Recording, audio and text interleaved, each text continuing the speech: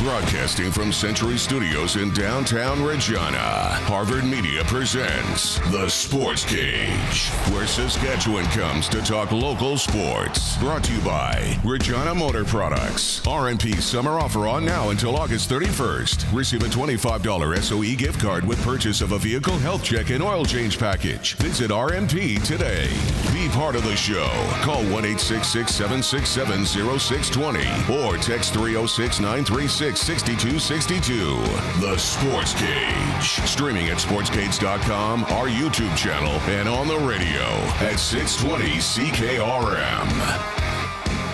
Here we go for the Wednesday twirl of the Sports Cage. It is for Regina Motor Products. Thank you for making some time. However you are taking in this show today, whether it's on 620 CKRM, 100 years old this year, any of the streams, and of course you can watch along. And supposedly Curtis and I are both wearing pink shirts. We were told you can watch on the YouTube feed at sportscage.com. 3 hours for you, fast and furious. It's called the Sports Cage, and I know sometimes we like to talk music and pop culture and just other stuff, and we'll do that again today, but we have a number of different sports to cover today. Hockey with Eric Francis. Some news out of the NHL. Football, of course. Saskatchewan Roughriders. Dustin Neilson from TSN. Also, Edmonton Sports Talk. He's going to join us in hour one here. We're going to talk hockey and football with Dusty. World Cup. Lee Kormish, our soccer insider, who's been, I don't know how many stadiums he's been to already in this World Cup, but he's trying to hit them all. He'll be on in hour one. Hour two, Eric Francis, NHL Insider, our second last segment with Eric before the off season. Sprinkle of the day, we're going to talk U.S. Open golf. Haryy is going to come in. We're going to talk about Shinnecock Hills and what we can expect there. More riders in hour two with Caleb Sanders stopping by. Pick the score and Scott Schultz possibly in hour three. Rider audio again. We got Thomas Bertrand Houdon there. And then going into the Saskatchewan Hockey Hall of Fame on Friday, one of the nominees going in, Ed Staniowski. An interview we had on the Monday Nooner. We're going to hear that in hour three. All of our guests join us on the Western Pizza guest hotline. Western Pizza, more than just pizza, of course. Any of the Greek favorites, maybe a lasagna, maybe a burger, some wings, some ribs. Call your local Western Pizza today. And then we like you to chime in. Let us know what you're thinking out there on the Prairie Land Rentals text line 936-6262. Prairie Land Rentals, 600 Albert Street. You get to deal with the owner and Husqvarna dealer as well. All right. Monsters and Mayhem, Curtis. We got that too. So talked about this week. Coming up July 17th and 19th at Kings Park Speedway. We got 4 tickets up for grabs to Monsters and Mayhem. A ride in a monster truck. The key word today, VIP. Just VIP to 936-6262 if you want to be entered in that. Like I said, we got Pick the Score coming up as well. World Cup is on right now. England fans, 2-2 with Croatia. What a barn burner right now. There was another tie earlier today, Portugal and Congo. Curious to get Lee Kormish's take on these ties. And I think if you were sprinkling, you'd be doing all right on the tie front there. Toronto Maple Leafs have a new head coach. Jim Hiller, former Melville Millionaire, by the way, is the new coach of the Toronto Maple Leafs. I don't know if we were talking about him or people were talking about him or Leaf fans. Leaf fans haven't been talking for a while, though. But he's the new bench boss there. As for the Riders, back on the practice field, of course, today. And we do have some audio from Coach Mace because we're into the season and there is injuries. Coach Mace gives us a Nelson Lacombo status update. Playing that one slow tomorrow will be obviously a good tester for us. Worst case is always game time decision, but we decided to be smart and give him today. Just giving him a little time. What about an update, Coach Mace, on the status of Aaron Crawford? I don't want to say it's a long-term thing. Just that's a position where, a lot of teams don't have a lot of backups for that role. So you got to be really smart with that situation. So I just read it as that. There we go. Couple of updates from Coach Mace out of the gate there. Curtis, last week we started this, and it was kind of where do you land? And last week it was the doors. Where do people land on the doors? And the text messages were off the charts. The Prairie Land Rentals text line. And then this question today on where do people land on distinguishing where people are from? Because you and Jason got into I wouldn't say an argument in one of our production meetings. A heated debate. Because I know people that will say, he's from Regina. Well, really, he's from Lumsden. Or if someone's from White City, Emerald Park. Bedside communities. I'm originally from Saskatoon. I always say people's from Warman, they're from Warman. People from Martinsville, from Martinsville. But I fall for it more so in Calgary. Because is there Airdrie, right? Yeah, there's a lot of bedroom communities that are close to Calgary. What about Okotoks? Okotoks is a weird one. Like, Okotoks is big enough and far enough away that you might say you're probably from Okotoks, not Calgary. But like places like Cochrane and Airdrie, you're like, hey, I'm from like Calgary. Cochrane and Airdrie. Okay, I think I have a friend that lived in Chestermere, and I just said he lives in Calgary. He's from Calgary. And then it's pretty close too. Do a lot of people say Regina if they're from like White City or like Pilot Butte? Or do I bet you people say they're from Pilot Butte, White City, Emerald Park. Mm-hmm. They're proud of that. The Prairie Storm Hockey Organization usually has good teams. They do get to pick from a lot of kids and have one team, but that's besides the point. Lumsden as well. People say they're from Lumsden. They're proud to be from Lumsden. They should be. Pence. Yeah. Cooley's a tricky one. I might be in the minority because it's a very Sasky thing to say what small town you're from. But yeah, a lot of other places you might just like, especially if you're talking to someone that doesn't necessarily know the geography. Like if someone is like, hey, I'm from Alberta, and they're like, where's that? It's like, I'm from Canada. It's like you slowly kind of work your way down where it's like, hey, I'm from Canada. Oh, cool. It's like, yeah, I'm from in like Alberta. Oh, where in Alberta? It's like Calgary. It's like, oh yeah, I love Calgary. Well, just outside of Calgary, northwest, I'm from Cochrane. It was a heated debate. You guys are getting in, and I said, I think most people just say where people are from, because when people are usually from St. Albert or people are from Sherwood Park, I think I distinguish that. I don't just say Edmonton. But on that, coming up next, we'll go to break, and we'll talk to Dustin Neilson, who I think is actually from the city of Edmonton. Maybe he is from one of the bedside communities there, but we'll find out more. It is the Sports Cage on the home of local sports in Saskatchewan, 620 CKRM. Welcome back to the Sports Cage on this Wednesday for Regina Motor Products. Our Where Do You Land Wednesday? It's kind of a fun question. Don't read too much into it. But we started, if you didn't catch it earlier, we started this debate in our meeting last week. It was actually Curtis and Jason who started it. And it was like, no, I know people that are from Lumsden, but we just say they're from Regina. And I know people from Okotoks, and we just say they're from Calgary. And I'm like, I usually say where the person's from. Joining us on the Western Pizza Guest Hotline right now from Edmonton. I think you can hear him mornings on Cruise 95.7, obviously Edmonton Sports Talk, and TSN calling football games. Dustin Neilson. So are you in the city of Edmonton? Because I got people from St. Albert and Sherwood Park. I usually distinguish where they're from.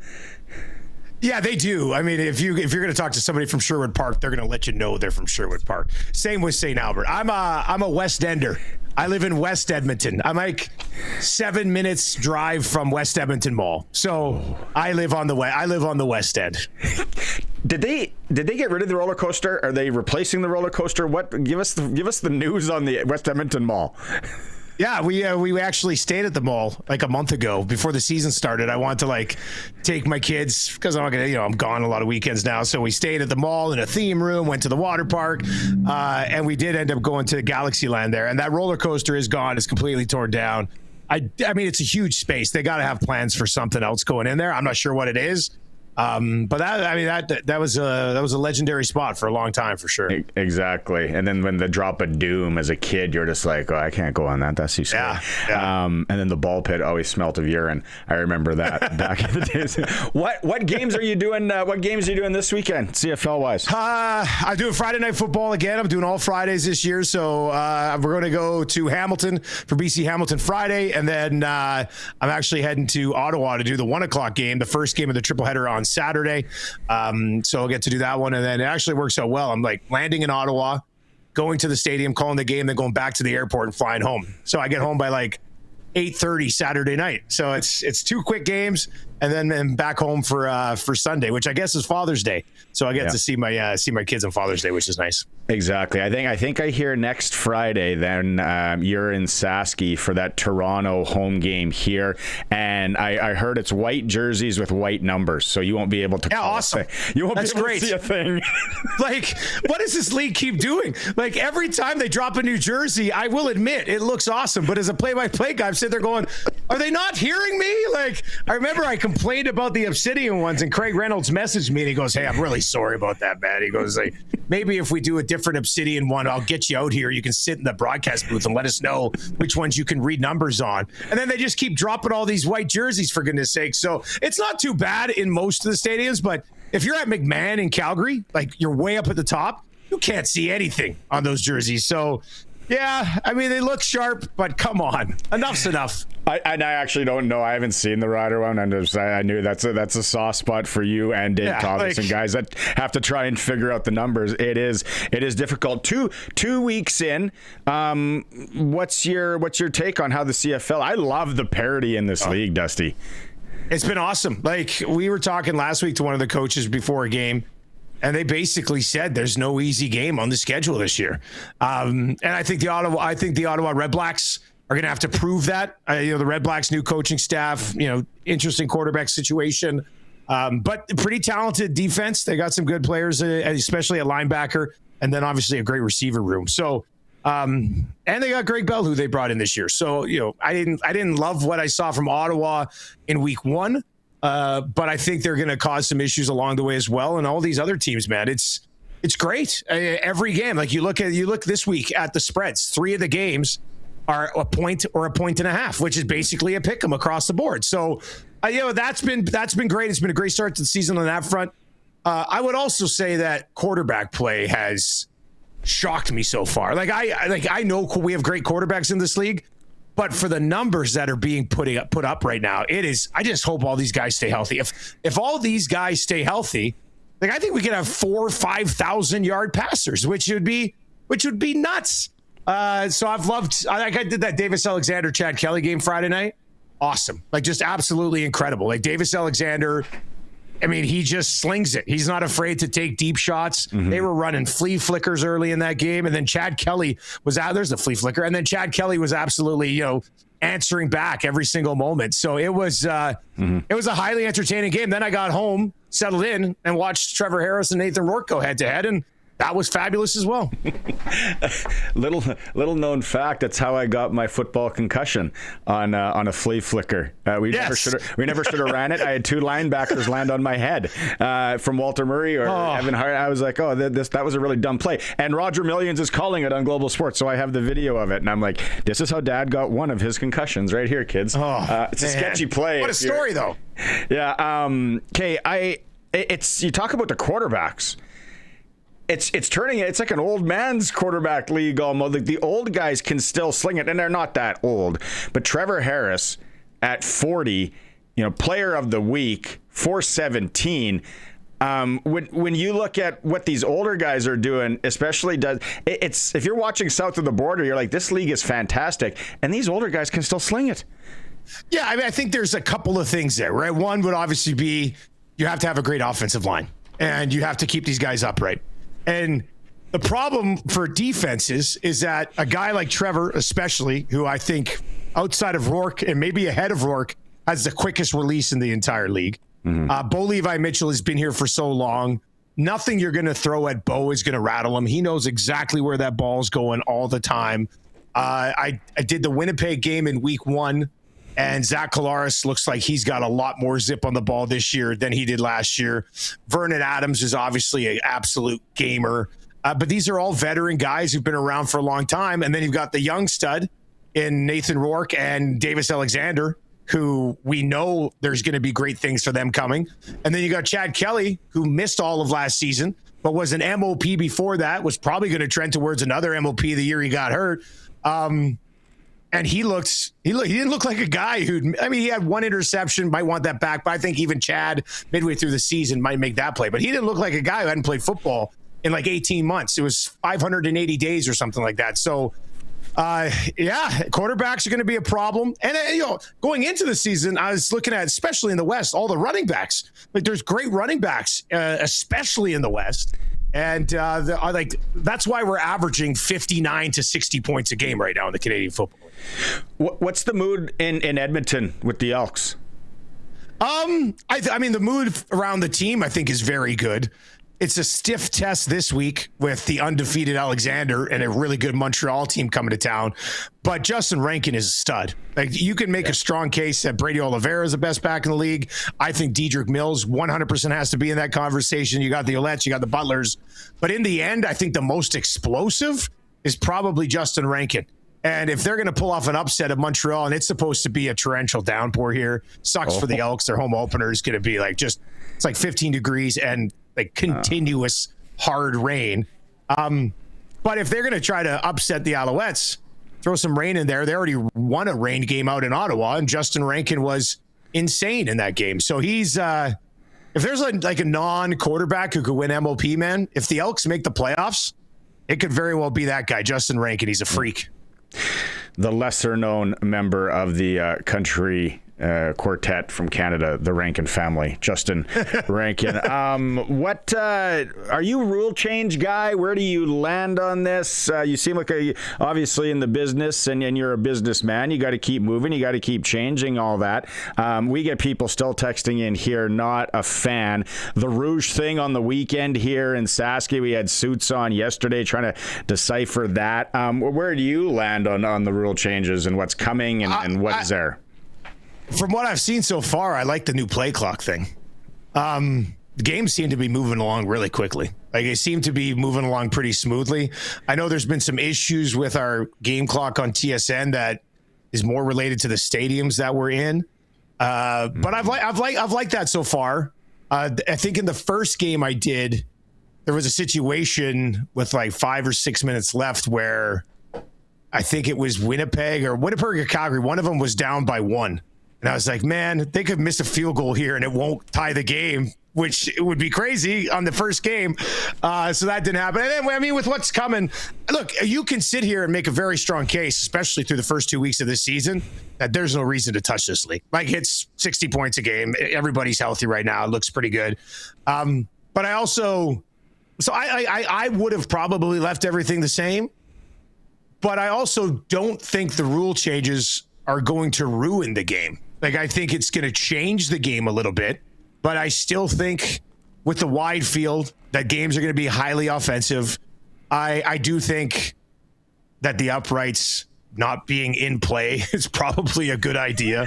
And if you're gonna tie that all together, then you need to shorten the end zone a little bit to help the field goal attempt. So it's super risky, but I will say this about Stu.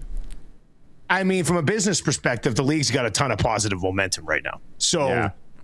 I mean, you might have to just let him cook a little bit and see where it goes from here.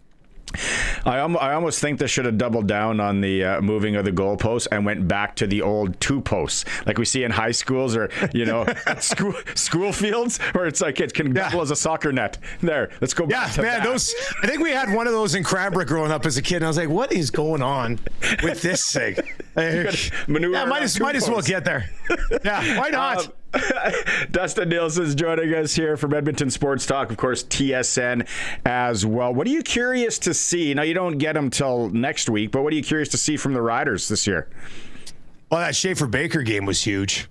Like, well, you've got some talent, and then if you get a healthy Schaefer-Baker who can continue to play like that, it could be a massive season for Trevor Harris if he's just going Emilus, Keyshawn, and then obviously Kean Schaefer-Baker, who had just a monster game.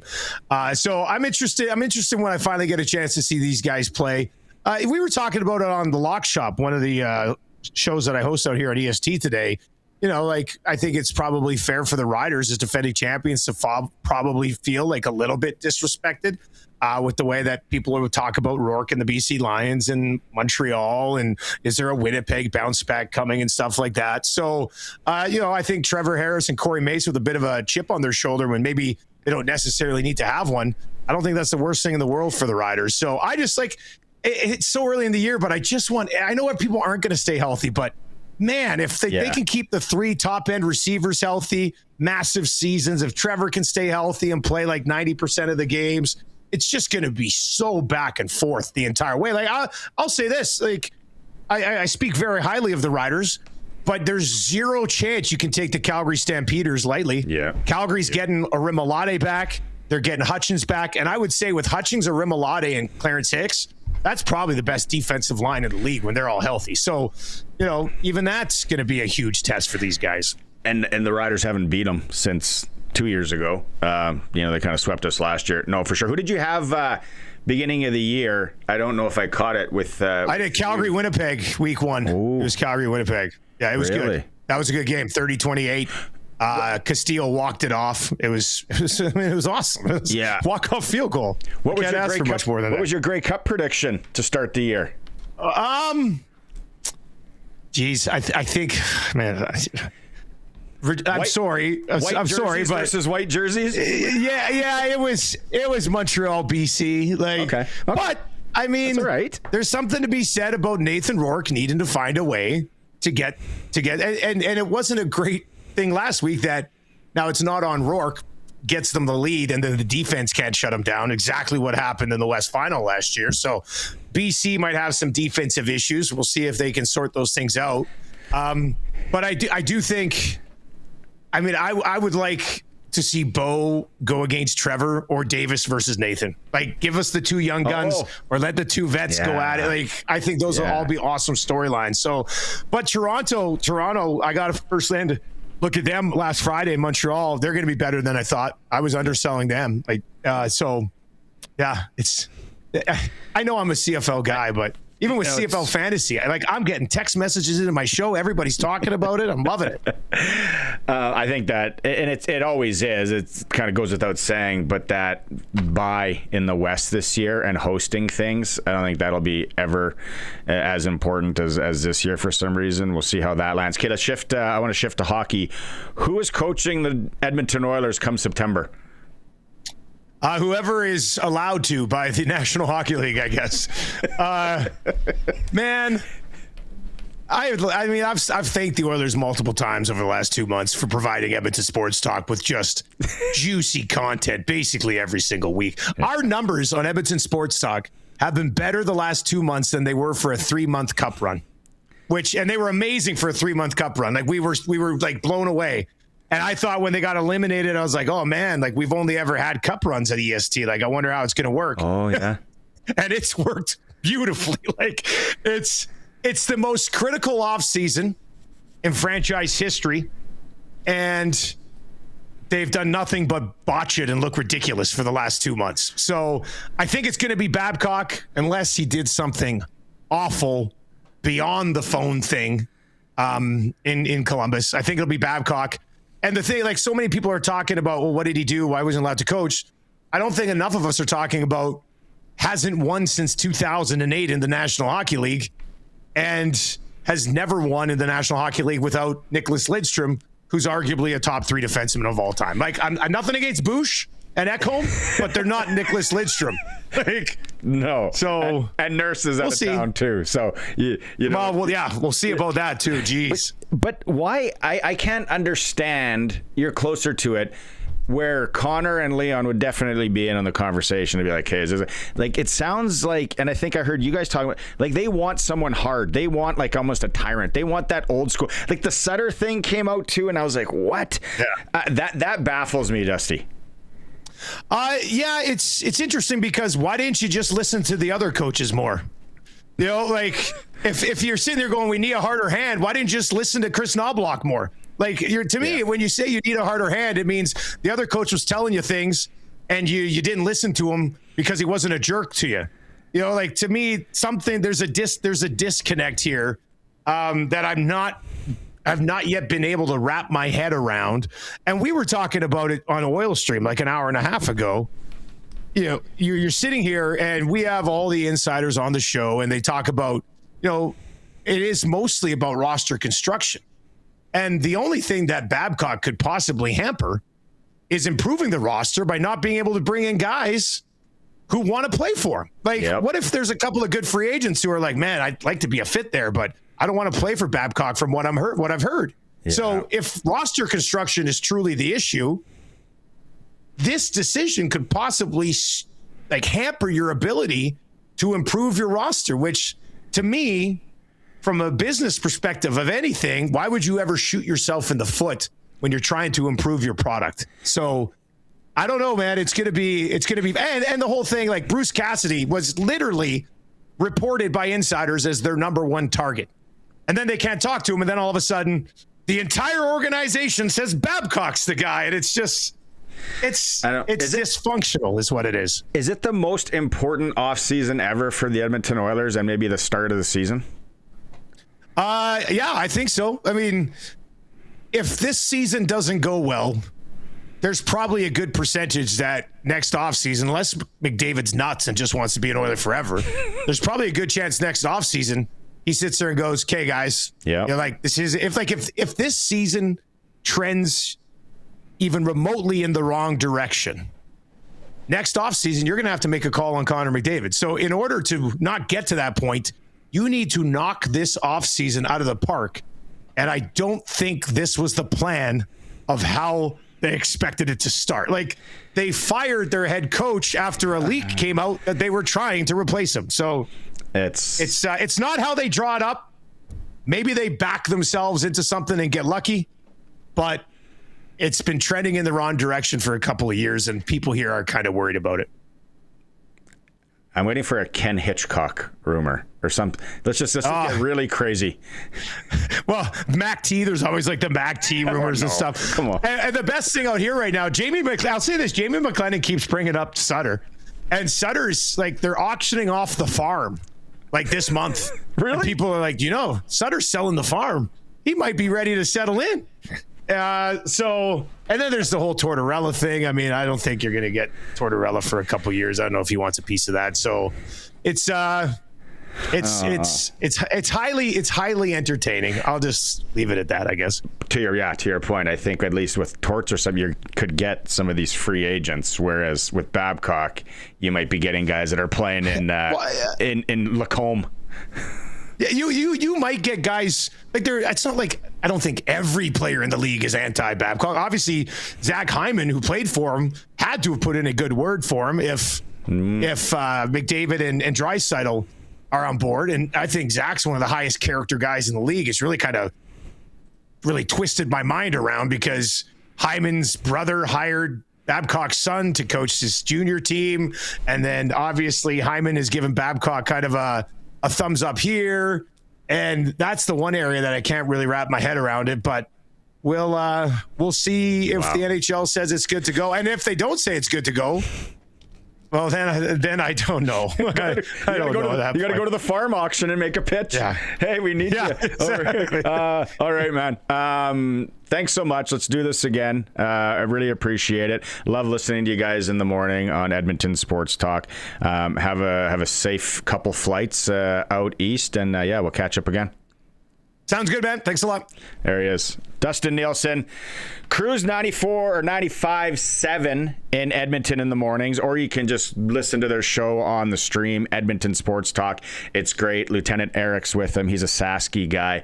And, of course, play-by-play on TSN. It is a Sports Cage, streaming through our YouTube channel at sportscage.com. Welcome back. It's for Regina Motor Products. Summer offer now until August 31st. Receive a $25 SOE gift card with the purchase of a vehicle health check and oil change package. Visit RMP today. Curtis is with me. We got hockey covered there. We got football covered there. Now we got to talk some soccer. Out on the Western Pizza guest hotline, joining us, our soccer insider, who is just putting on the miles. Sutton Fear, Lee Kormish. All right, give me the last week, the flights and the cities you've been in, please. Okay, so we did those 2 friendlies in Edmonton and Montreal. Okay, so that was pre-World Cup. I then took a flight to Mexico City for June 11th for the opener. I was there and watched Mexico and South Africa. That night, I took a red-eye to Toronto, went to Canada, Bosnia the next day. Early a.m. the next morning, flew to Boston, saw Haiti, Scotland. Later, the next morning, flew to Philadelphia, saw Cote d'Ivoire and Ecuador. And then this is where it went bad. I had a date in Miami for Uruguay and Saudi Arabia, and Frontier Airlines, I don't know if you've ever flown this airline, but I will never, ever again. It was the worst experience. 2 deplanes, 1 canceled flight, slept on a bench in the airport, about 10 plus delays. Listen to me. I got into the Miami airport. I looked at the TV screen. It was in the 51st minute of the Uruguay-Saudi Arabia match. I couldn't get to it. I stayed in the airport. I flew back to New York City. I took a train from Penn Station to Providence, Rhode Island, and then I took a train up to Boston, and I watched Norway, Iraq yesterday. So after that, you actually caught me at home. I flew into Saskatoon this morning. I've got my new display. This is fresh right here. My basement here is brand new. So anyways, I'm home for the day. Wow. I'm trying to catch some sleep, and then it's on to Vancouver first thing in the morning. That is unreal. I was just looking at prices. Now, I know the last time we had you on, you kind of told us about the aftermarket when it comes to the World Cup. So I'm looking through the prices here, and I won't say the site that I'm on. Now, to get into that Canada-Qatar game tomorrow, $664 Canadian for 1 ticket if you want to get in.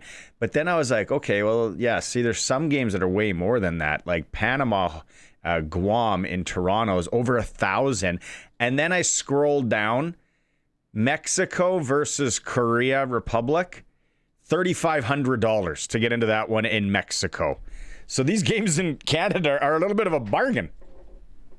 Well, you know what? The Canadian ones are actually. When you look at all the games across the 3 countries, the Canadian games are actually the most affordable. And I'm saying you're talking $664 affordable for a 90-minute soccer match.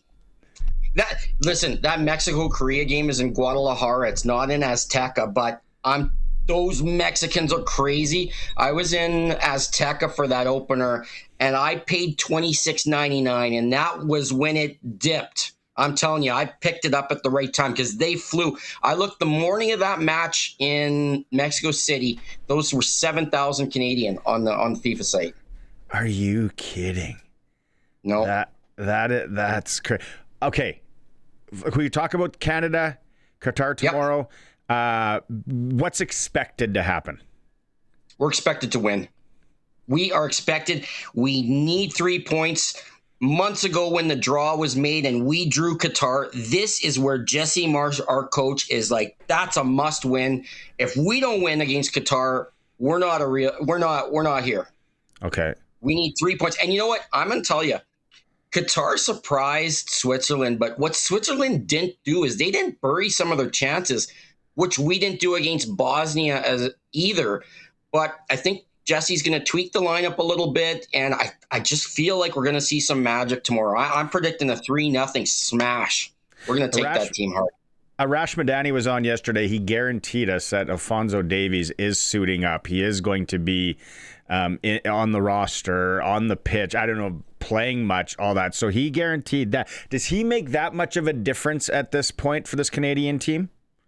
Well, there's two ways of looking at that. See, now being the Davies is at risk of injury. He's gotten injured 3-4 times in the last year and a half. We haven't seen him in a Canadian uniform on the pitch since March of 2025. That's almost a year and a half not being in the lineup. So they could rest him against Qatar. If the first half is going okay, we get one, we get two. You know what? Davies is sitting on the bench. We're not risking this. Need him for Swiss, need to win the group, need to stay in Canada. That might be Jesse's focus. So I'm not as concerned about Davies tomorrow because I think we can handle Qatar with or without Alphonso Davies. But after Qatar, Alphonso Davies is every reason for our success or non-success the rest of the way. Okay. Thank you.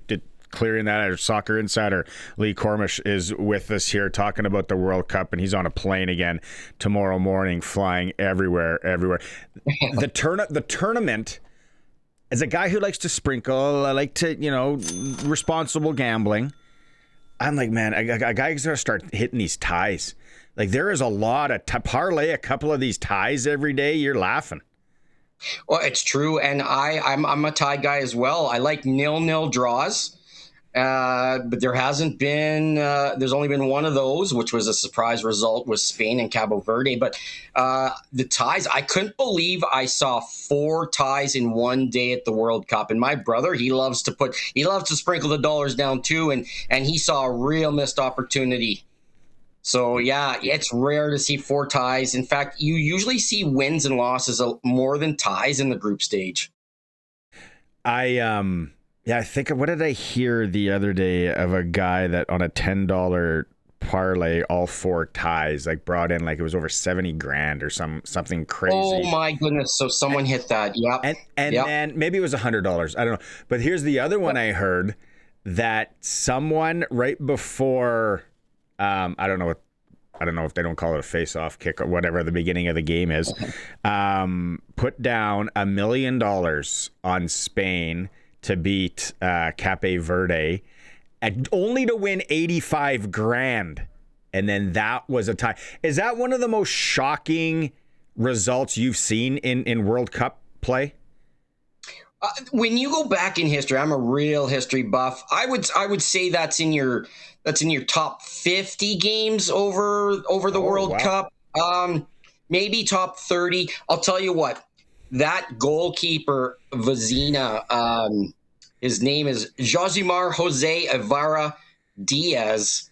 He's now famous across the world. And there was a similar instance back in 2006. It was when Trinidad and Tobago qualified for the World Cup, the smallest nation ever to have at that point. It was Shaka Hislop that shut out the Swedes, and he made similar saves that Vezina did. And so, yeah, Vezina's famous. Now, that's the top 2 upsets so far of the tournament. That one will go down in folklore. Cabo Verde drawing Spain 0-0 because Spain are the favorites of this tournament. Spain could run the table after that match, and they'd look back and be like, "Wow, Cabo Verde shut them out." Is it common in soccer at a big event like the World Cup to just fire your coach after one game? Let me ask you, do you see that in any other sports? No, I don't see, you don't see that in professions. Hey, we're going to a big conference somewhere. Actually, we're going to let you go after the first 10 minutes. That is the reality of World Cup soccer. Tunisia has been in the World Cup a lot. They're the second as far as Arab African nations. They've been there almost as much as Morocco. I can't remember the exact number, but Tunisia is a formidable World Cup team. They've been there a lot. They've never had success. They've never gotten out of the group, and there is no patience for a 5-1 drubbing like that, so you're gone. That's the way it works. That's the way it works at the World Cup level with some of the nations. I love it. I love the storyline. There's so many storylines coming out of this World Cup that I'm kind of starting to get buy-in. And I don't know the really first thing about soccer, but I love watching it. And I got to start hitting some of these ties. Okay, so on the plane tomorrow, the people at the Saskatoon airport must be like, "Hey Lee." So you go to Vancouver, and then what's the next stretch? I take a bus down to Seattle. I see the Americans play Australia. I'm so excited for that one. I always like to see the home team play a match, so I get to see USA. That's probably the only time I'll get to see them. And they look pretty good. They look pretty good in LA. So after that, I fly to Monterrey, and I go to the 1,000th ever FIFA World Cup match between Tunisia with a new assistant coach in there, versus Japan. But I think Tunisia's done. It don't matter who they put in there at this point, I don't think. Oh, I love it. Let me ask you something. Are you catching the fever a little bit? Are you catching the fever? Yeah, a little bit. Yep, a little bit. And if I was closer to, let's say, a Vancouver, I don't know about Toronto, but a Vancouver, just because I could probably stay with Suits, sleep on his couch, I think I would go and take this in. Like, I'm thinking I'm at that point.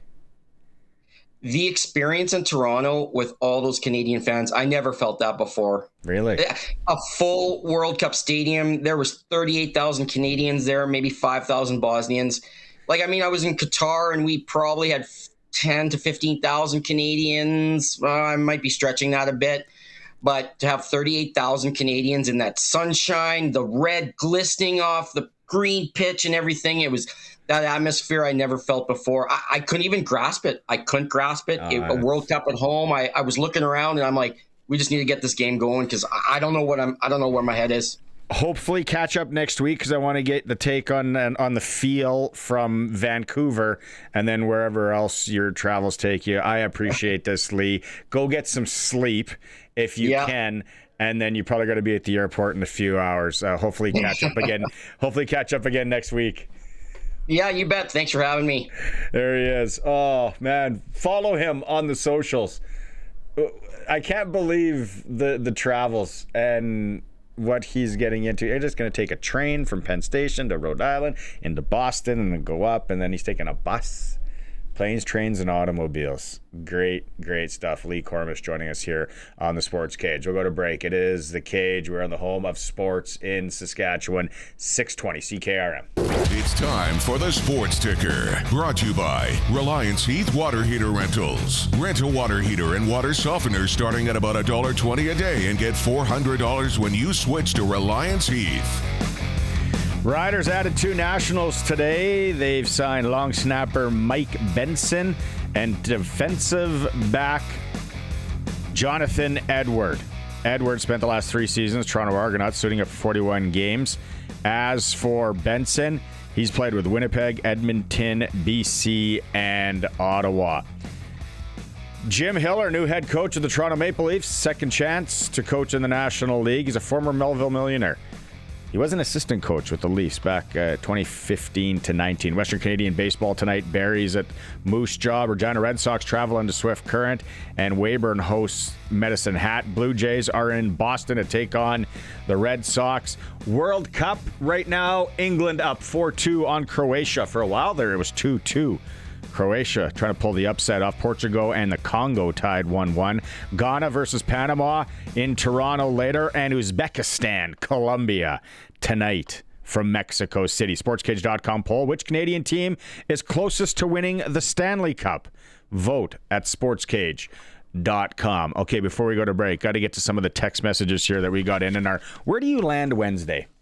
Where do you land? Do you call your friends that maybe live in Sherwood Park or St. Albert? You say they're from Edmonton. We've had a couple of texts, and this one was actually pretty funny. Just a small town Sasky. We could get a number of stories like this. Years ago, in a high school classroom here in North Battleford, I asked a student if she knew someone who said they were from Glasgow.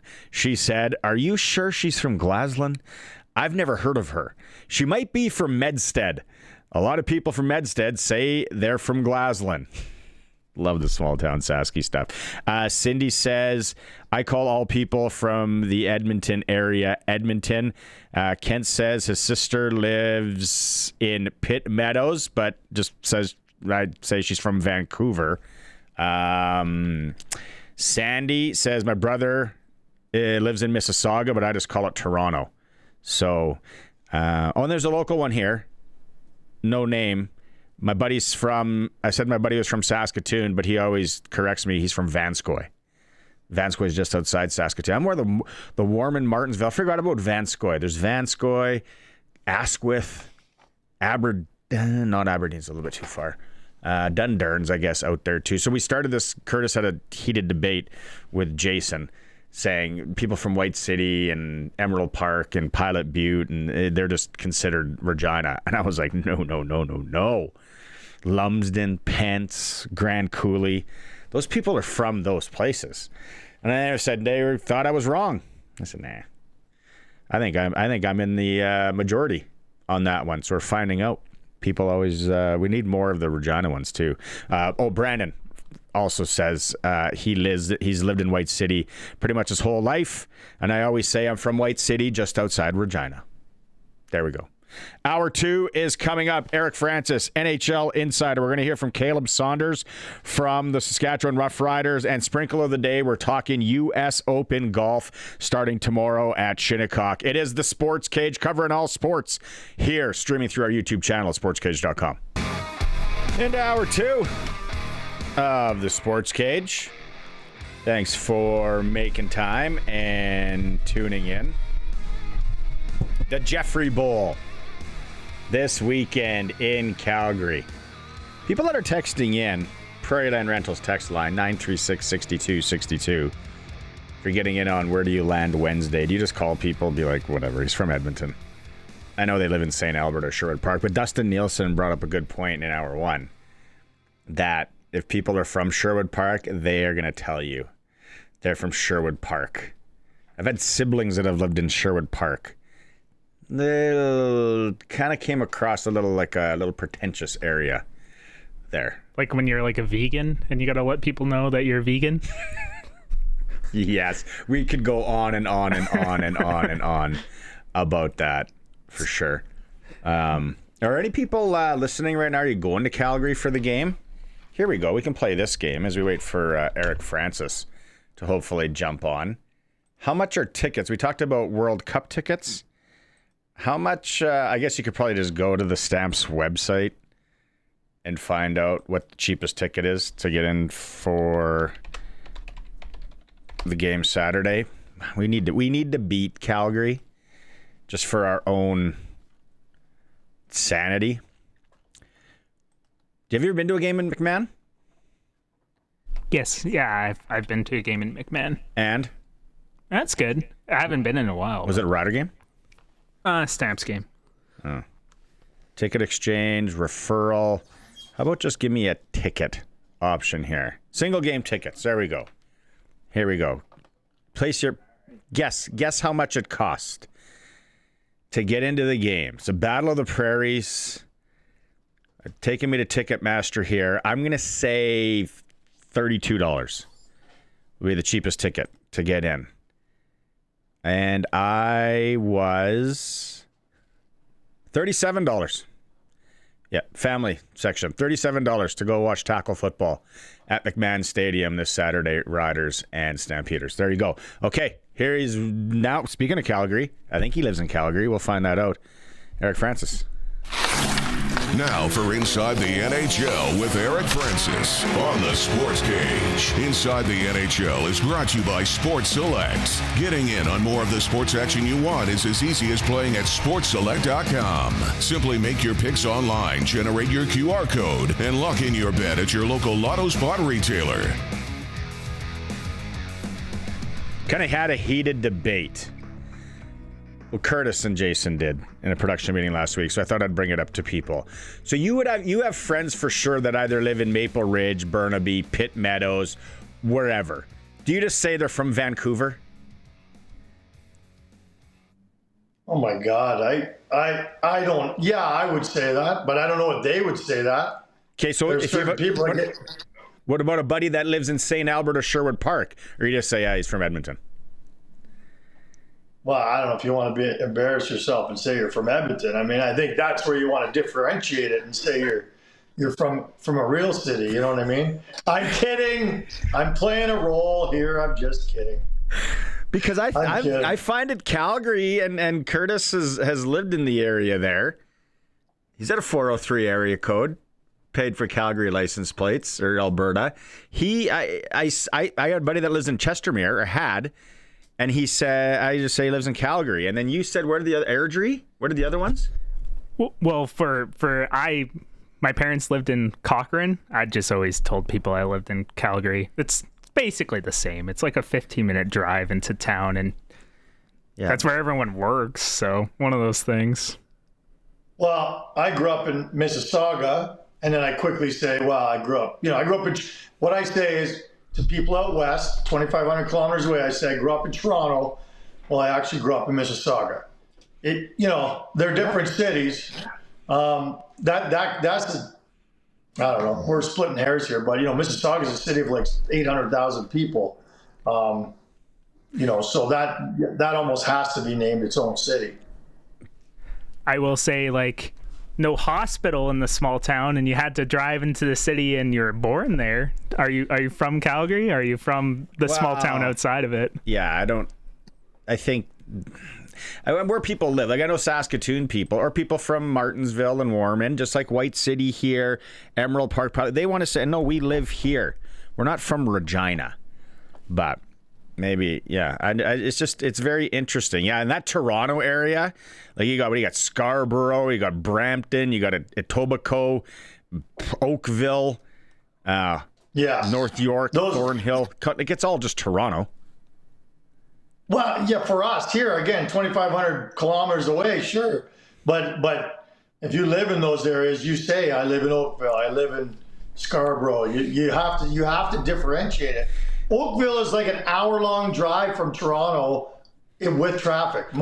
With traffic could be more. So you can't say something an hour away is your city. That's where I'm drawing the line. In your mom's Trans Am or whatever that was? Corvette, baby. 85. So beautiful. So beautiful. Yeah, I don't. Where people really say they're not from a place. If you say, "Oh yeah, no, he's from Phoenix," and they'll go, "No, Scottsdale." It's like, "Ooh, sorry." Oh yeah. Scottsdale's a whole separate story. For sure. Scottsdale's just the people that can't afford to live at Laguna Beach and Venice Beach and in the expensive Los Angeles areas. Oh, I don't know about that. If people who could afford to live in Scottsdale could live anywhere in the world, man. I'm going to argue with you on that. Hey, by the way, Los Angeles people say that. They do. I know. Los Angeles people. Hey, I like your golf shirt. Where's that from? Inside or outside Regina? Royal Regina. Right? Is it? Yeah. We have train tracks that run through us. We have the RCMP training depot, so they're always squealing tires, and then marching bands at night. And then we have the airport right there. So you got planes, trains, and automobiles. It's awesome. Yeah. Loudest golf course in Western Canada. So anytime you play in a tournament and guys are like juggling change or doing something and they're like, "Oh, sorry." I'm like, "Trust me, don't worry about it." Planes flying over my head. I got marching bands in the backswing. It's all good. You got to come play it someday. You got to come to beautiful Regina. I'd love to. I've been to Regina many times. It's always for football though, but I got to come for Barney. That's what I got to come for. Maybe member guest. My member guest. I can't pay for you, but we could go and try and throw our hat in and try and win it. Just saying. Well, I can take all my winnings from Vegas and no, wait, I didn't have any winnings from Vegas. Damn it. Are you happy to be? Are you happy to be home? Go ahead. Are you happy to be home? Oh my God. Yeah, I'm jumping out in my car as soon as we finish to go to Canmore, which is not Calgary. It's in the mountains. I got to go MC a golf tournament. It's Banff. Well, I don't know if the Banff people are going to say Canmore is part of Banff. It's separate. It's on the other side of the park gate. So there's a delineation, right? So anyway, yeah. But I'm thrilled to be home, man. Look, it was a privilege to cover both series I covered, the Western semifinal and the final. And some really neat scenes. You know, I hadn't covered a final in a lot of years. I had forgotten that we go onto the ice to do our interviews. I didn't, I didn't bring my slider with me. I wasn't sure. Like I literally said to my colleague before the game, okay, I'll help you cover the winning team. But do you get like champagne and beer all over your suit? I literally said that to him, thinking we'd be in there with the goggles. Yeah. I totally forgot. I told you, they don't let us in there anymore. They let us onto the ice, and you see some really cool scenes. You know, every player's with his mom, dad, his brother, sister, friends, family. There's lots of tears. There's lots of great stories. It is a privilege to be out there and soak up all that love. It's very cool. Where does the series change? Because, man, and I was so wrong. Vegas looked slow in the last two games, especially that last game. Everybody's injured, but they look like a totally different team. I just feel like Carolina figured them out. I feel like this was a masterclass in coaching, where Brendan Moore just figured out the way to attack them, what their weaknesses were, what to avoid, and that combined with the fact that you probably heard today some of the injuries that came out from Vegas. Noah Hannafin was playing. They said Hannafin had an upper body injury that he would have missed 6 to 8 weeks if it was the regular season. Mark Stone had a torn adductor he played through. And, of course, William Karlsson needs wrist surgery. Of course, that's obvious. And hey, those are only 3 injuries. But, Carolina was remarkably healthy through the whole run. Only one of their regulars from the start to the very end missed 1 game. Nick Ehlers missed 1 game. Other than that, you had the exact same lineup you started with. That's unheard of. And, it was a combination of a lot of things. But at the end of the day, that team concept and the fact that Carolina kept knocking at the door every year, it's wonderful that they got to break through and for all those guys to finally get payoff. Big assist on this Stanley Cup win to the Florida Panthers. How so? Not being there. not having to go through Florida. Yeah. I mean, Florida was a mess this year, banged up and all sorts of stuff. But who knows if Florida was healthy and Barkov was around and all these other things, then maybe that would have been a hell of a series. But I don't know. Carolina was so healthy and so hell-bent on getting this done. I heard someone talking that it's the first team since when St. Louis won to really not have like a superstar. Yeah. Well, I wrote a story on the end of Jordan Staal winning the Conn Smythe, and he had 12 points. He finished 22nd in scoring. I think 11 of the last 13 Conn Smythe Trophy winners that were forwards were either 1 or 2 overall in scoring. Like, it's generally just given to the highest scoring guy through the playoffs. And so this was a real departure. Like, I think their leading scorer had 20 points. Jackson Blake had 20 points. Meanwhile, Mitch Marner was almost in the 30s there. But it was the timeliness of it. He had 6 goals in the final. That tied a record in the final with Wayne Gretzky. And, for Jordan Staal, who I didn't even look it up, but I bet he didn't have 12 goals all year, to get 6 goals when it matters most. He's not a goal scorer. Like, that's not a knock on him. He's a third-line checking captain who does it all. Oh, my God, I got to tell you about this moment. So okay, we're at the press conference, and there's George Staal in his full equipment. He's got his 3 little mop-top kids there. They're so adorable. Like, they're, 6, 8, and 11 years old. They're wearing the championship hats, and the Conn Smythe trophy's on. He's sandwiched between his kids and the Conn Smythe trophy. It's this great press conference. He's just the classiest guy. And then at the end, they say, any more questions? And the little girl, Abigail, raises her hand, and she says, Daddy, I have a question. And Dad's standing up going, oh, boy, what's going to happen here? She grabs the microphone. She's going to be a future journalist. And she says, Dad, can you take me back to the very first game? Why did you punch that guy? And if you remember what the whole playoff started, the very first puck drop, Brady Tkachuk pulled a Tkachuk. and decided to drop the gloves on the opening drop of the puck and fought, Stahl. And Stahl took on the fight and fared okay. And I don't know, it was almost symbolic that they were in the fight from the minute they started the playoffs, and he was going to lead the charge. I love that. And she remembered it. So cool. Were you surprised that Tortorella's not going back to Vegas? Yeah, I was. But then when I thought about it more, I mean, God, he cost them a second-round draft pick with his antics, not wanting to talk to the media. He didn't win any friends. I mean, when you're a coach, it's not about winning over people. It doesn't matter. Everybody learned to hate Vegas through this trip, the whole playoff. But I just think that I also think Kelly McCrimmon had made a promise to his minor league coach that we were going to give you the job. And he probably said, look, it's not time right now. Like, I actually think it's a masterclass in management, in the way Kelly handled it. At the end of the day, it went to the guy who deserved it and put the time in, and I'm happy for that. And Tortorella was a great hire in the meantime. But there's a reason why Tortorella's not employed right now. He wears out his welcome, and he probably did that in that playoff run. I've played that role before numerous times. Have you? It's great. Yeah, no, that Ryan Craig though, and he played for Kelly in Brandon for a number of years. I remember covering him, working TV in Saskatoon, put up some great numbers. He was on some of those good Brandon teams. So yeah, that seems to be the transition there. Freddie Anderson, I just saw that you tweeted about it. Everyone was saying concussion, maybe, because of the death of Claude Lemieux, but he had another injury?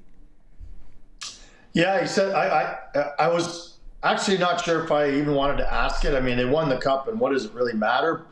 And if it was a mental health issue, I didn't really want to bring it up at this joyous occasion, but I thought, I have to ask the question. I said, are you willing to talk about why you missed action? And he said he tweaked his knee in game 2. Now that's very interesting because he was pulled out of game 3. Yep. He finished game 2. And in game 3 was the game that he let in 4 goals. He was quick to say, that's not why I let in 4 goals. He said, I tweaked my knee and I just couldn't go anymore. And that's another one where they said if it was, they ended up having it drained. He had his knee drained. And they were hoping he could come back. But at the end of the day, when you got a guy like Bussy, who was your guy all year long, it's a whole lot easier to go to him, even in a tough time. They put him in a tough position, but the kid ended up being a star. It was different to me with Aiden Hill. Going from Carter Hart to Aiden Hill would have been a lot. That's not as easy, I don't think, because Aiden Hill, quite frankly, had a horrific season this year. And so there was no reason to have any confidence that he could get the job done. Is there one question or a person that you would like to ask the question to after all this that maybe you didn't get a chance? And what would it be? Oh, wow. That's a good question. I hadn't thought about that. I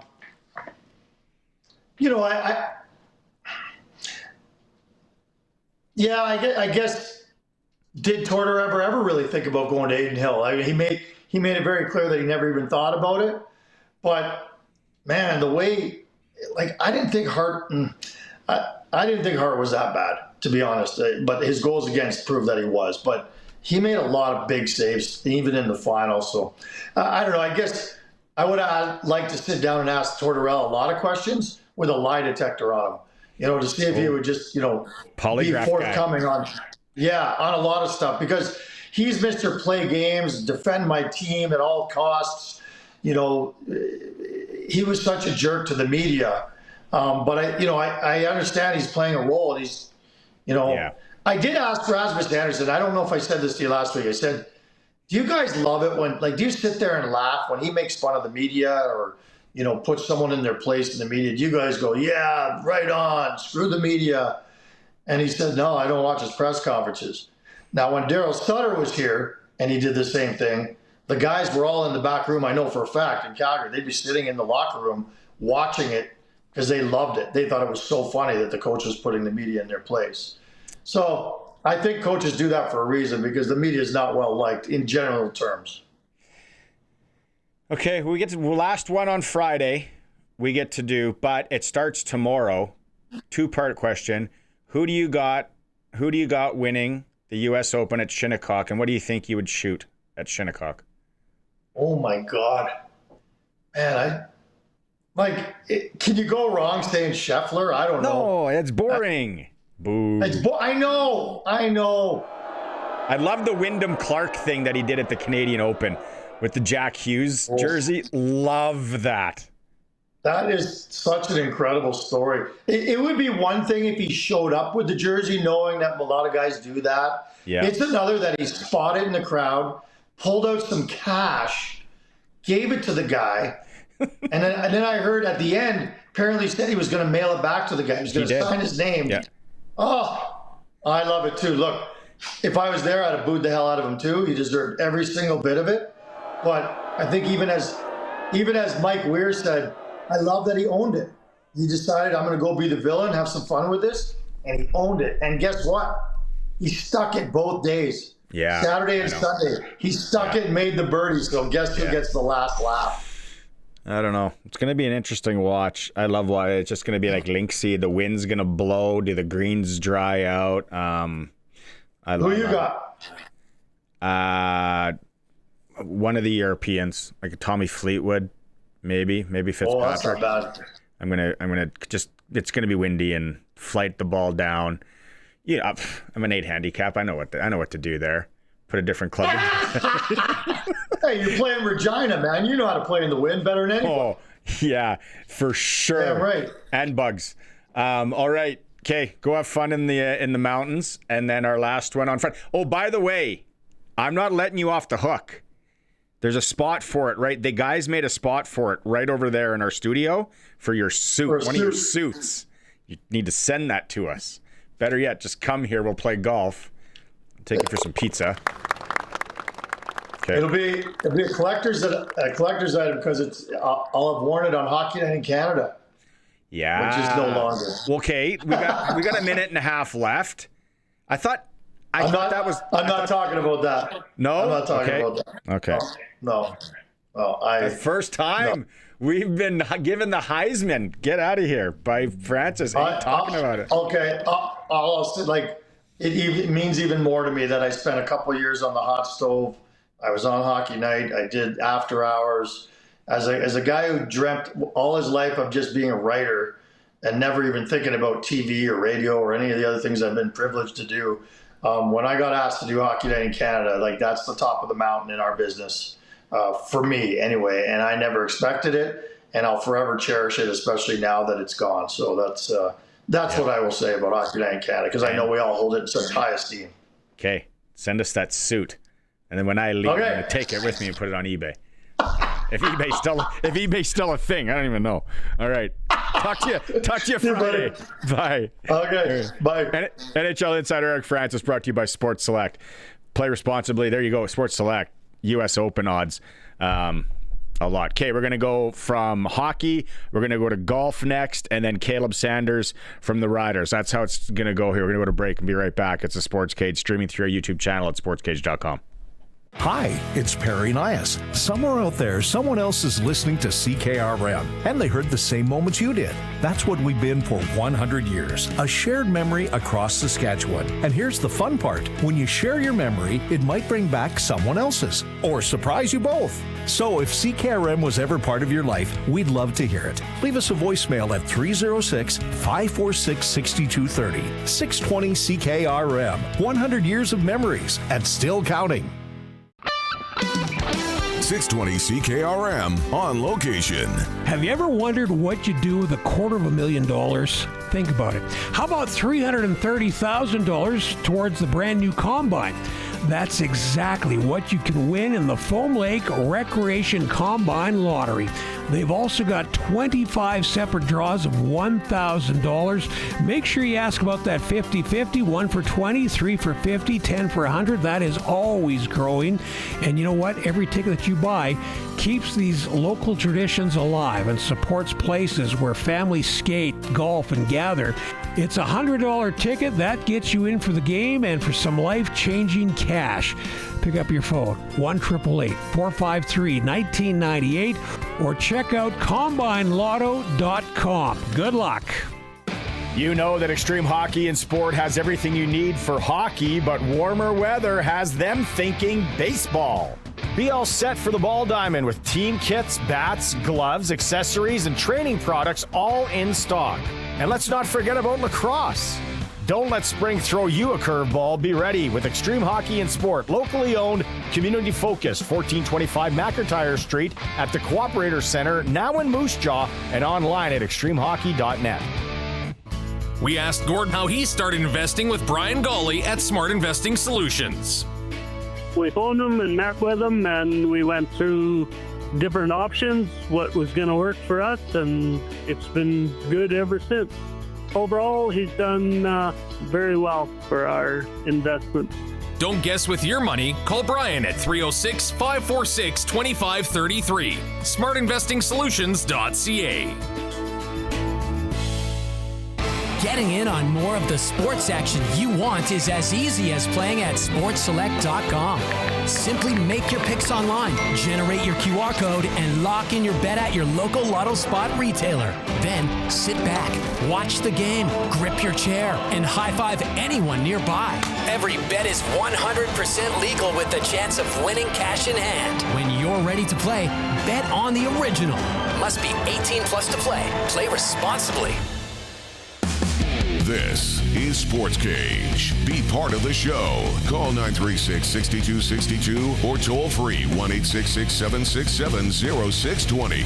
620 CKRM.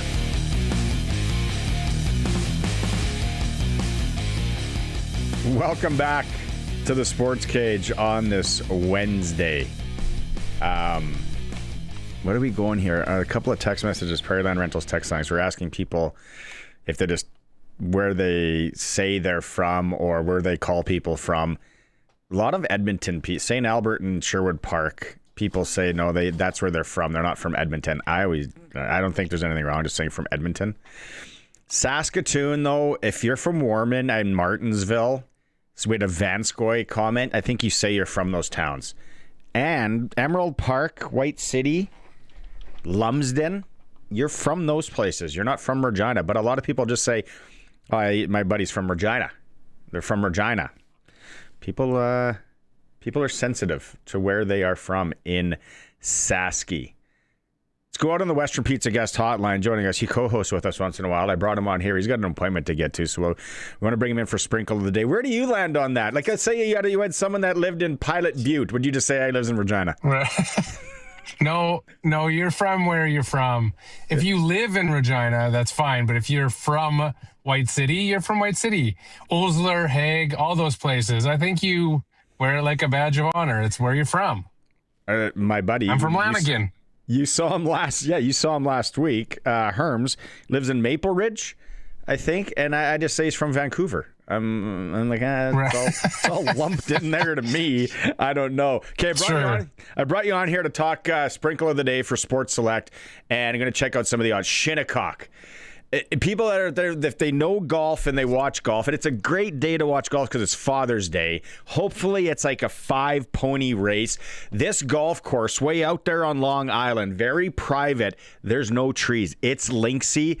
And the wind is supposed to blow. The last time they were there, the last 2 times it was there, the greens become a problem because they dry out and the ball can't hold. What are you expecting this week? You've probably been dialed in, checking out the forecast and everything. Yeah, it's going to be windy.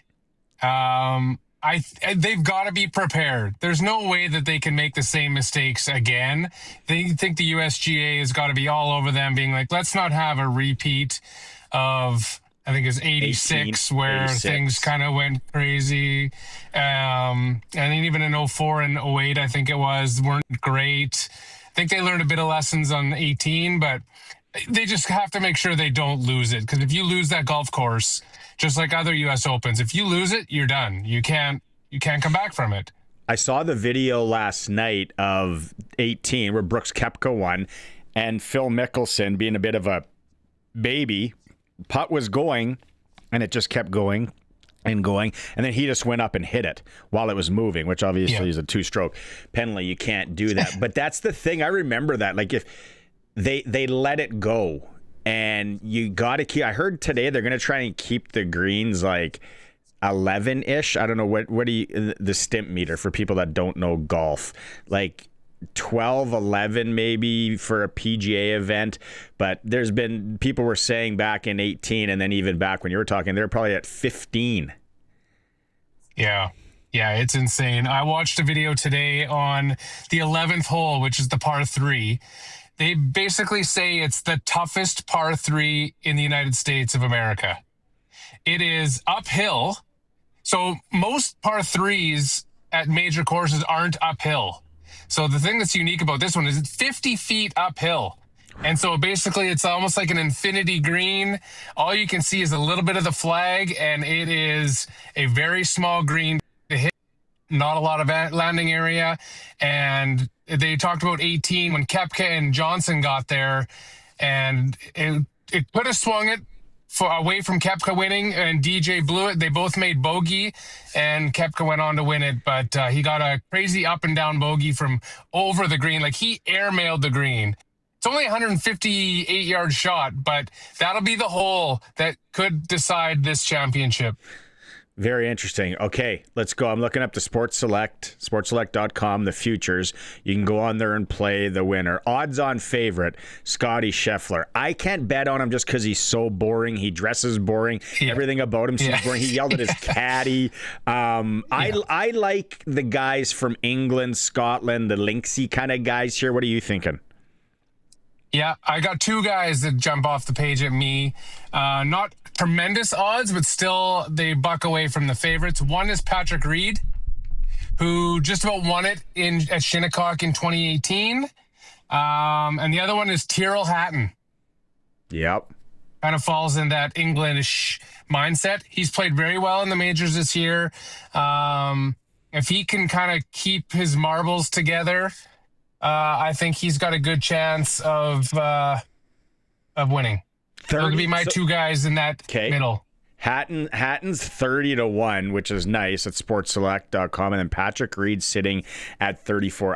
I had Patrick at the Masters. That's another guy, Haryy, that you're sitting there and you're like, oh, I got to watch this for 4 days, and I got to kind of cheer for this guy. And he's such a smarmy punk, kind of like Scheffler. Yeah, no, I don't mind that. Do you think, last question for you, because I know you got to get going, do you think we're going to see under par? No, I think it's going to hover around the even, maybe +1. If it's under, it's going to be maybe -1, but I don't think it's going to be red figures this week. Okay, I'm going my two ponies for some reason, Tommy Fleetwood, Matthew Fitzpatrick. But then I'll sprinkle a bunch tonight. I'll get wickedly crazy and probably have 10 ponies in the race, but it's an awesome watch. Okay, buddy. I like both those guys too.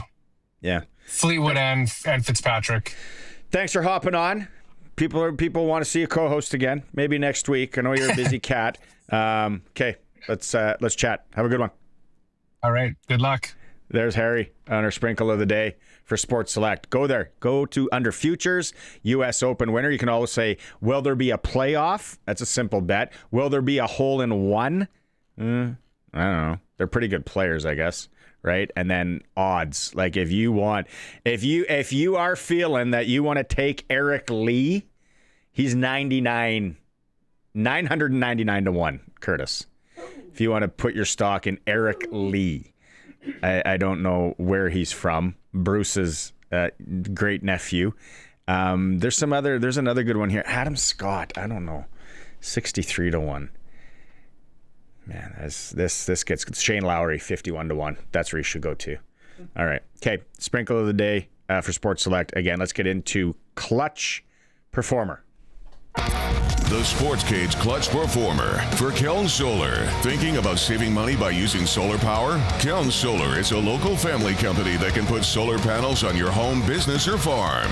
KelnSolar.com. Curtis and I are both kind of at a loss. You know who mine is? We can't show any highlights on this for the stream. But Messi, you ever heard of him? Yeah, I've heard of Messi. Big soccer guy. Oh, Argentina. It's pretty popular from what I hear. He had a hat trick. Oh, yesterday. yeah. That's actually a good clutch performer. 3 goals, got the... He seems like he's gritty. He kind of, elbows up kind of guy.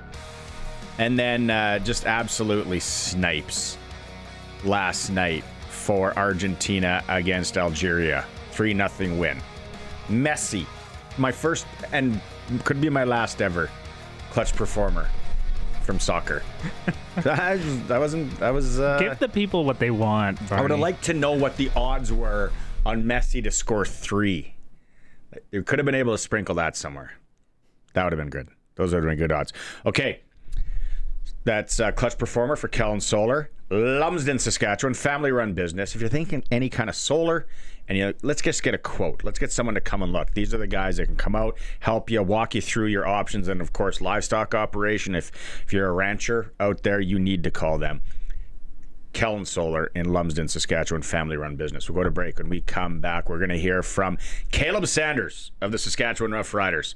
Sports Cage, streaming through our YouTube channel at sportscage.com. Jeff on the Prairie Land Rentals text line 936-6262. He just says, I grew up in PA, enough said.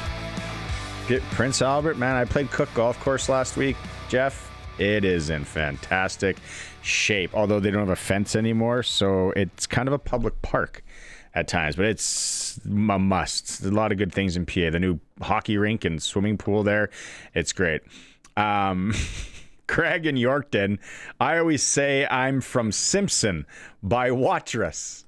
All right, there we go. Roscoe, I tell people my brother-in-law is from Edenwald. They ask, where's that? I say north of Balgony. They ask, where's that? I say east of Regina. Oh, he's from Regina, they say. I say, no, he's from Edenwald. Edenwald's got a hidden gem of a little rink there. I was in it once years ago with, I think, with the boy twirling, and I'm like, this is just a classic Sasky rink. If you, the question, Kurt, I don't even know how we say it. It's, where do you say people are from? If they're from a bedside community of any city, like the Emerald Park, White City, Pilot Butte, that's where they're from. And some people are like, no, they're just from Regina. Just say they're from Regina. I guess I fall for it in Calgary more than Edmonton. The Chestermere buddy I had, I'm like, yeah, he's from Calgary. And I just realized that I call my buddy from Maple Ridge and say he's just from Vancouver. So I can't be hypocritical. Do you think it has anything to do with like how desirable the particular city is, like, to live? Like, you're all like, oh, this is actually like a cool place to live. Like the Scottsdale, Phoenix thing. Like, Scottsdale's a cool place to live. Exactly. It's better than living in Scottsdale than Levine, which is a suburb.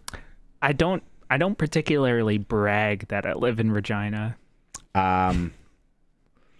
Yeah, no, I wouldn't say I do. Yeah, but if you live somewhere like pretty cool, you're like, oh yeah, like I live in like Banff. Mountains are at the doorstep or whatever. Canmore. Canmore's actually pretty nice. Yeah. It's like Banff, but you don't have to pay for parking. Cut Knife. This is a cool name. 936-6262. The other, what was the other thing I was gonna ask on this? I can't remember. It was, when you talk to, and people always say Americans, and some of my best friends are Americans, so I don't slag them on not knowing enough about Canada. Because I'm like, if I grew up there, lived there, I probably wouldn't know anything about Canada either. Like, you kind of learn geographically there. Like, you really, I'm from New York. I kind of know the boroughs. I know New York. My buddies from Los Angeles, they know that. They know Southwest, Alaska, wherever they're from. So it's like, yeah, they don't know about Canada. Why would they? Because the world revolves around them, Barney. Yeah, and you know what? Hey, they're not in a recession. But anyway, let's... I always tell people from Canada, which part?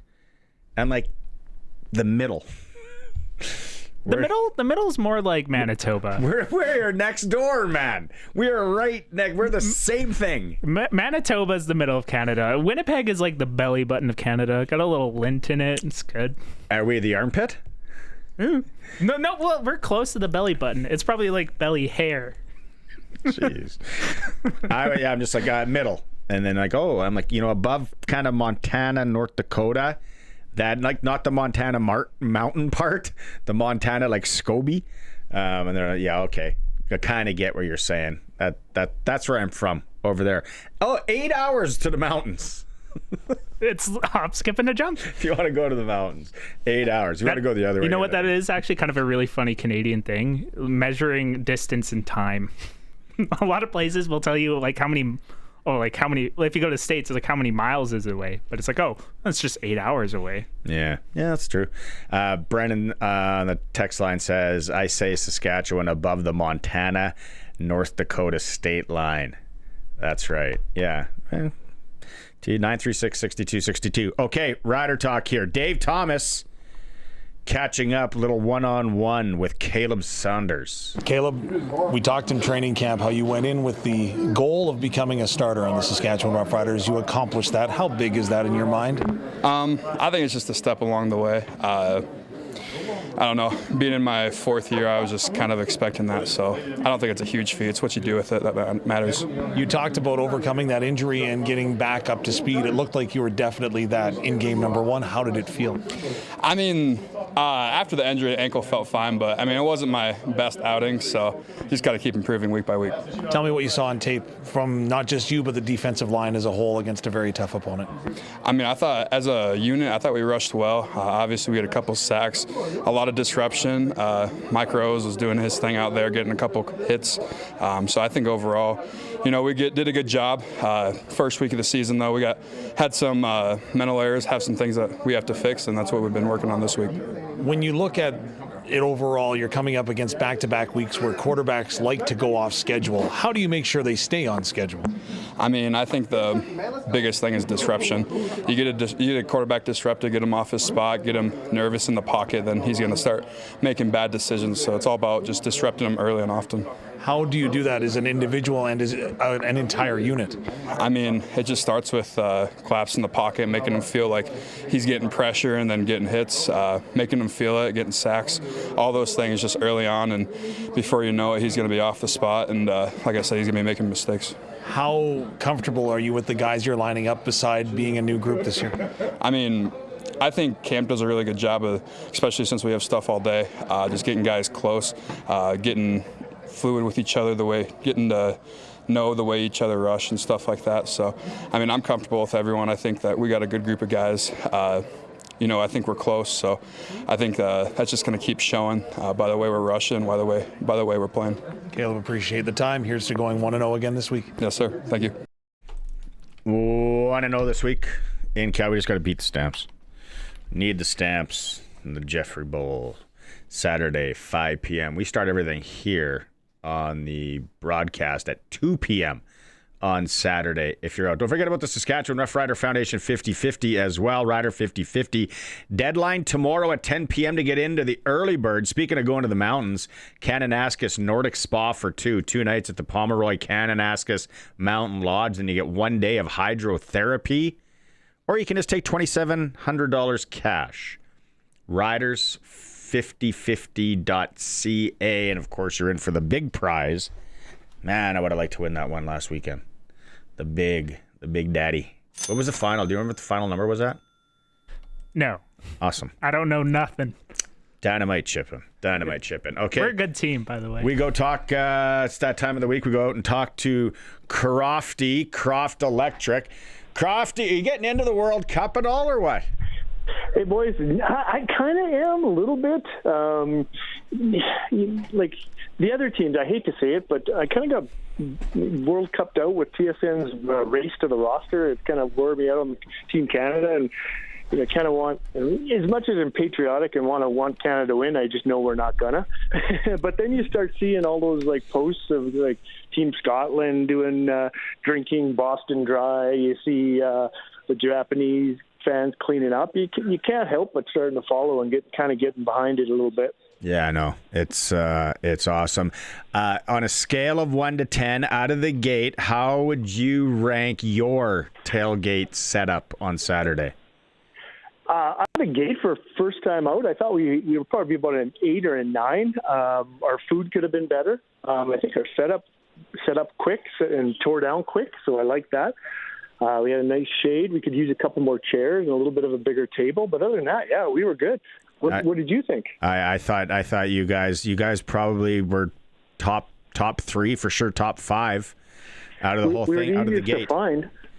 Pauline beside you had pierogies, pet a hat. Oh, I know. So, and she was sharing, so she jumped up.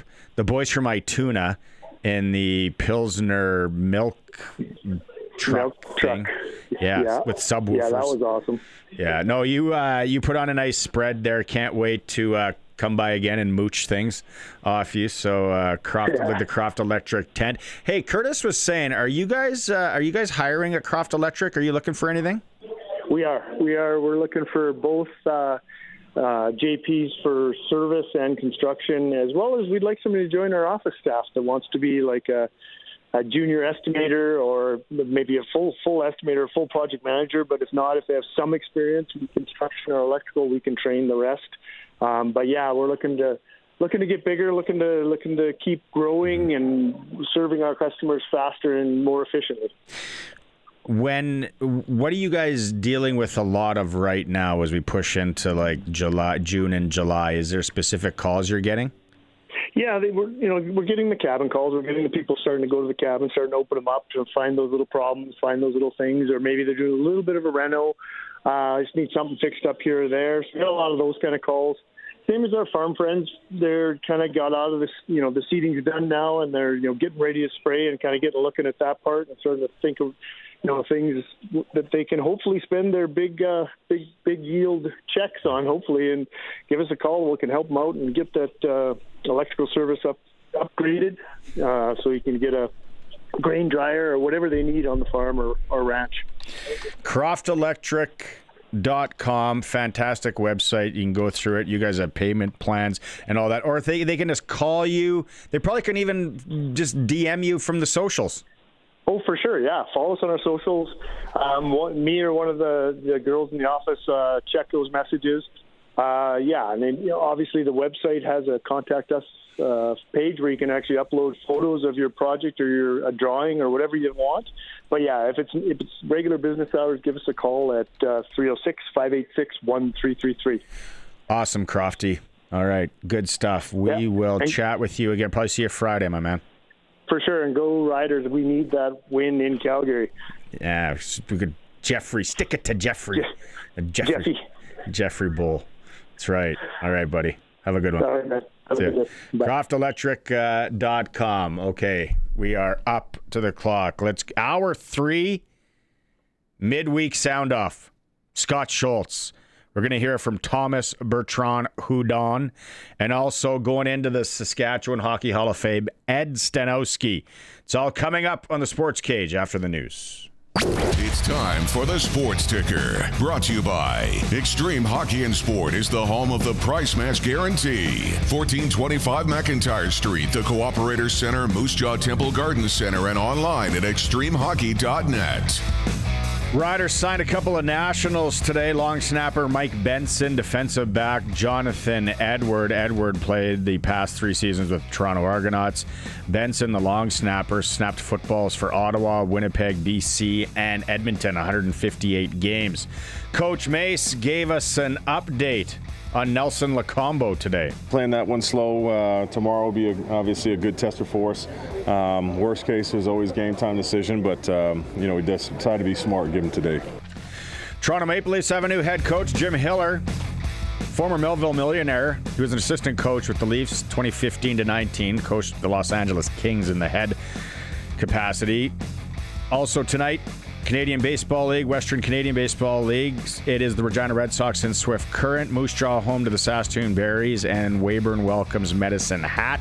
Blue Jays Red Sox 4:45 World Cup. Portugal Congo tied at 1. It was England over Croatia. Ghana and Panama getting ready to kick balls, and Uzbekistan Colombia later tonight for Mexico City. It's for Extreme Hockey and Sport. The new Bauer Flylight sticks are in. New colors, new design. Go and test them McIntyre Street. They're also located Temple Garden Center in Moose Jaw. Under new management, they're local. They support local extreme hockey and sport. Hour 3 coming up with Scott Schultz after the news. Welcome back. If you missed any of it so far, podcast form is where you go. It's been an eclectic show. If you're a sports fan, Rider News off the hop. Heard from Coach Mace. Dustin Neilson from TSN, Edmonton Sports Talk, was in to talk football and some hockey. Our soccer insider, Lee Kormish, who was on a whirlwind month around the World Cup, was in talking World Cup soccer. Eric Francis in hour 2, Caleb Saunders and Dave Thomas. We talked some U.S. Open golf and betting with Haryy, and it's all available in podcast form. Still to come this hour, Thomas Bertrand Houdon and Ed Staniowski, who's going into the Saskatchewan Hockey Hall of Fame. Sports Cage on Wednesdays is for Regina Motor Products. It's been 1994. Curtis, you weren't even alive. Today, I can't believe I haven't mentioned this. Today, in 1994, big day. We were all glued to the TV. I think the Rangers won the Cup as well. It was the O.J. Simpson, the Bronco, the chase. O.J., what was the guy driving it? What was his buddy's name? And they had him on the phone. Like 1994, everything wasn't as accessible as obviously as today. But man, we were glued to however many channels had it on. The choppers were on the air. You look excited, like you're going to tell me something, Curtis. I never watched the OJ documentary, but I was going to say 94. You're right. Rangers won the Stanley Cup. In 94, the Dallas Cowboys won the Super Bowl. And then in 1994, CFL Grey Cup. But I think, you should, if you can, watch the documentary June 17th, 1994. Because it talks about the police chase. And I think it was the day of the ticker tape parade on Broadway for the Rangers. It was Game 5 of the NBA Finals between the Houston Rockets and New York Knicks, all on the same day. Seattle Mariners center fielder Ken Griffey hit a home run off Kansas City pitcher David Cone, tying Babe Ruth's record. So it was a very important day, and that 30 for 30 that ESPN does. June 17th. OJ led police on a surreal low-speed pursuit across Southern California in the white Ford Bronco. Who was the guy that drove it? It's like AC Cowlings. AC Cowlings. There we go. That's the guy. And then everyone thought he was going to do what you think, and then they end up pulling into his Brentwood home, whatever, and then he got out, and then the next day, and then everything on that trial. You paint a picture. I don't even have to watch the documentary. June 17th, 1994. Narrated by Barry. Yeah. I bet you this guy remembers it. Let's go talk to Scott Schultz. The Midweek Sound Off, powered by Revive Men's Health Clinic. Treatment for men's ED without pills or surgery. Discreet and confidential. Visit revivemd.com. Lakeview Insurance. Get a second opinion on your coverage with Scott Schultz and his team. Protecting what you built. Were you watching a TV in Moose Jaw when the chase was on? Oh yeah. My chubby little knuckles were balled up in anticipation to see what was going to happen. It's part of it's a part of the sporting history. Hey, you would want to weigh in on this. We're asking people because they got a little debate going here. People hate it when people say someone from Pilot Butte, White City, Emerald Park. People say, oh, they're just from Regina. No, they're from those places. Yeah, I don't mind that. I mean, listen, when it comes to ratepayers and not having to pay a toll on the road, I'm good with that. Then we're Regina guys. But everything outside of that, yeah, I plant a flag where we're from, out in White City. Yeah, people are starting to text in here, getting a little heated on it to each other as well. Okay, the game on Saturday, they're 1-0. They're out of the gate. You didn't get a chance to go to the tailgate because you had the family and all that. What about, did you make the celebration, the banner, the unveiling? Yeah, we made it. Got to see all that happen and all the pomp and circumstance around that, and it was pretty awesome, to be quite honest. I mean, there it is. Yeah, we pull that down, and you got the fireworks going, and another big deal for the Riders. The 5th Grey Cup championship. Do you remember anything back in your day? Where the CTE tends to kind of mute those kind of thoughts sometimes. But I remember it was just a whirlwind. I mean, we got our rings, and then it was just into the season, and away you go. And and I'm sure that's exactly what the Riders are willing to do now. It almost gets to be a little tedious, talking about it all the time. You wouldn't think that about such a great championship, Game starts, and Trevor Harris getting time, going through his reads, putting the ball where he wants. Sam Emelis, here we go. Riders out to a nice early lead there. Trevor Harris, and he's sick of it. I think a lot of people, 40 years old, I was talking to Dustin Neilson in hour one, just how many quarterbacks that are a little bit older in the league are still playing such good ball. What was your takeaways from Harris on Saturday? Oh, I think he just, he quiets all that conversation. I mean, no one's really after him about it. They're just saying, well, you're 40 and are you expecting the slide? The guy's going to do what he can do to compete and get himself to the field every day. So, for him, he just wants to keep going. And I think, you look at his completion percentage, the yards were up there. I mean, and they're going to continue. Wait till he has some big yardage. I mean, it's going to be a great year for Harrison, as always for everybody. It doesn't matter if you're 21 or 41. It's just health. Can you stay healthy? Do you feel he's underrated, Schultzy? You know what? I don't think he's underrated or over. I think he's right kind of where he should be. I mean, there's going to be haters, so we'll exclude them from the conversation. But I mean, if you want to talk ball and guys who know about ball, I think he's a coveted quarterback. He's got great experience, and I think for the guys that are in the know, he's kind of held at the esteem right where he needs to be. I don't think he's underrated or overrated. He's right where he should be. Do you get as scared as some of us when you see Jamarcus Hardrick go down there?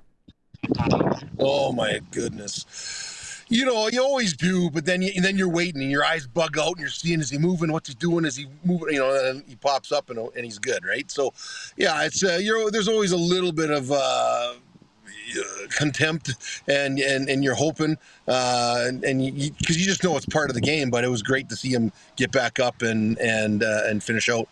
Yeah, see, if anyone's watching the stream right now, and they start doing the kneel around the player, and AJ Ouellette looks ticked off, and he's walking away, that's when everybody's like, "Oh, this isn't good."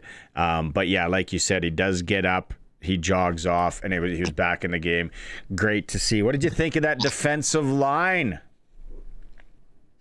The boys, no, listen, you always want more, but from what they did and what they're able to do, I'm fine with it. I mean, it's first game of the season. It's they weathered a storm, and what the thing about championships, Barney, is championship teams is what I saw from these guys was composure. Even though there was new guys in there, the composure of the overall units and the team in general is what allowed them to win that game and come back with the big 31-27. They didn't get panicked. They didn't get all out of sorts when BC was on their run. They sorted it out, and it's on to the next play. Antoine Brooks Jr., 13 tackles. Mind you, one of them was just, touch a guy down, but still, that's a nice style. I don't know if he'd have a bonus structure in his contract for something like that. You'd think there'd be something in there for tackles or something. I don't think it would be as specific as tackles per game, but I was on the field and played with Reggie Hunt when he got he had the record. He had the record at, I think it was 16, 16 in one game. And he was rocking and rolling. I remember he was just totally in the zone and very proud to have had that record. And I think it got beat in 2009 by 1. But yeah, I've been through some games where some of those limits were hit, and it's pretty exciting.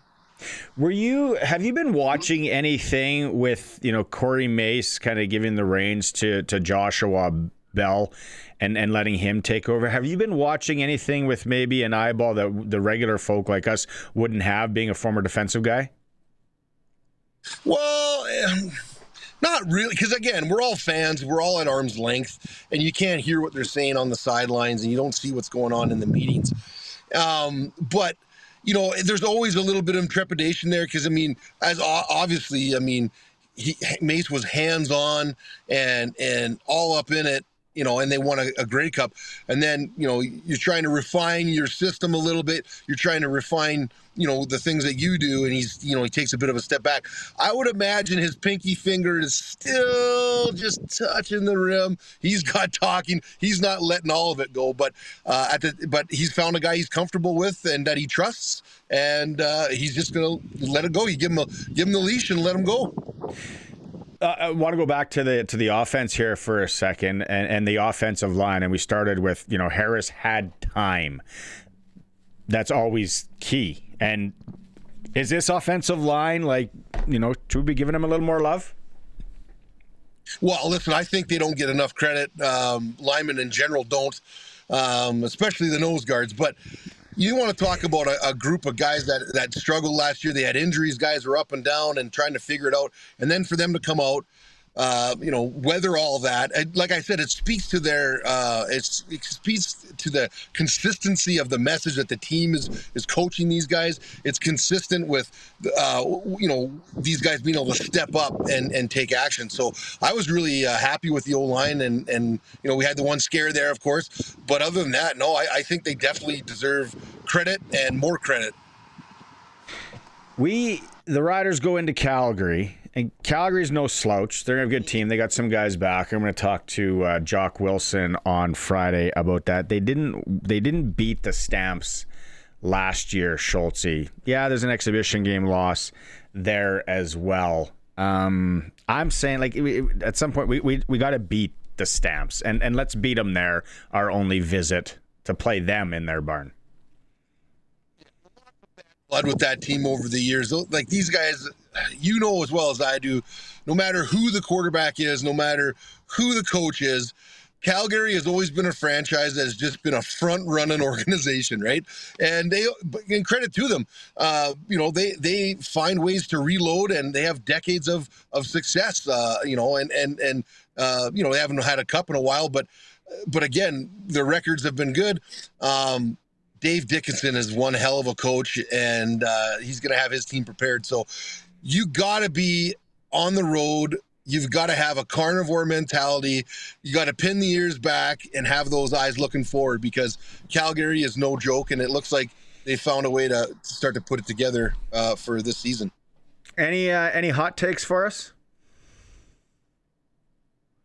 Oh, the hot take. I guess it's just my hot take is just about the composure of a championship roster. I mean, these guys were composed.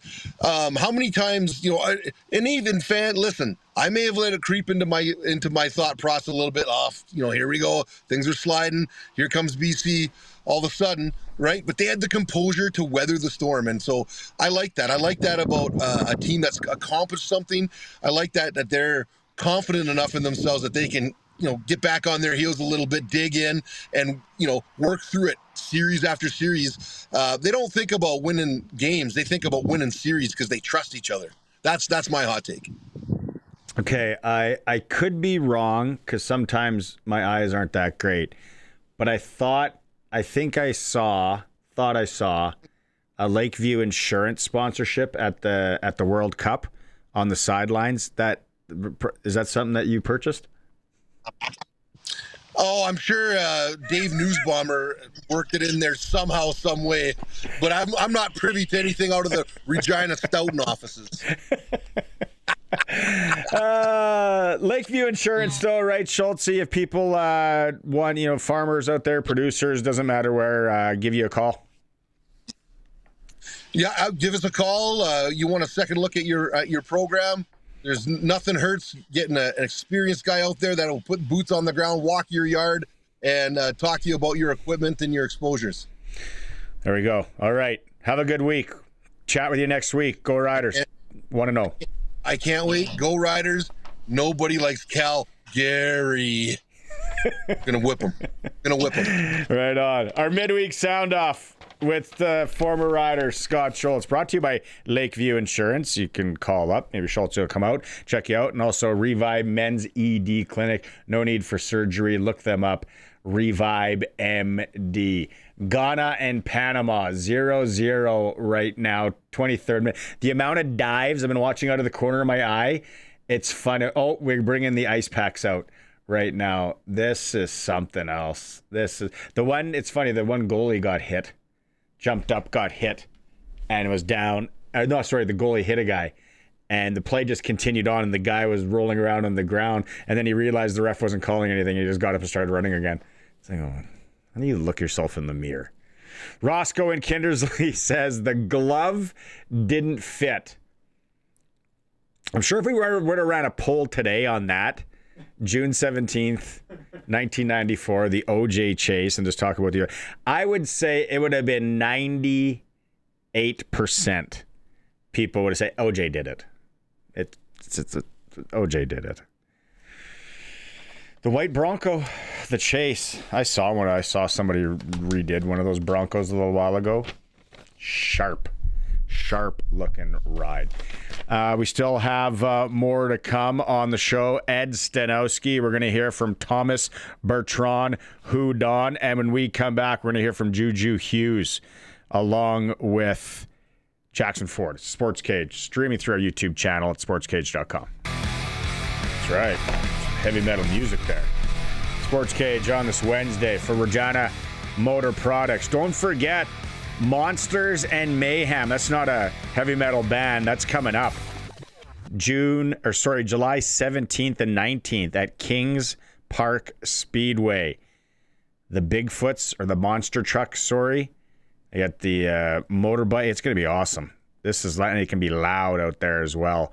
Not indoors. 17th, 18th, 19th of July. But we are giving away 4 tickets today. And a ride in a monster truck. All you got to do is text in the keyword 936-6262.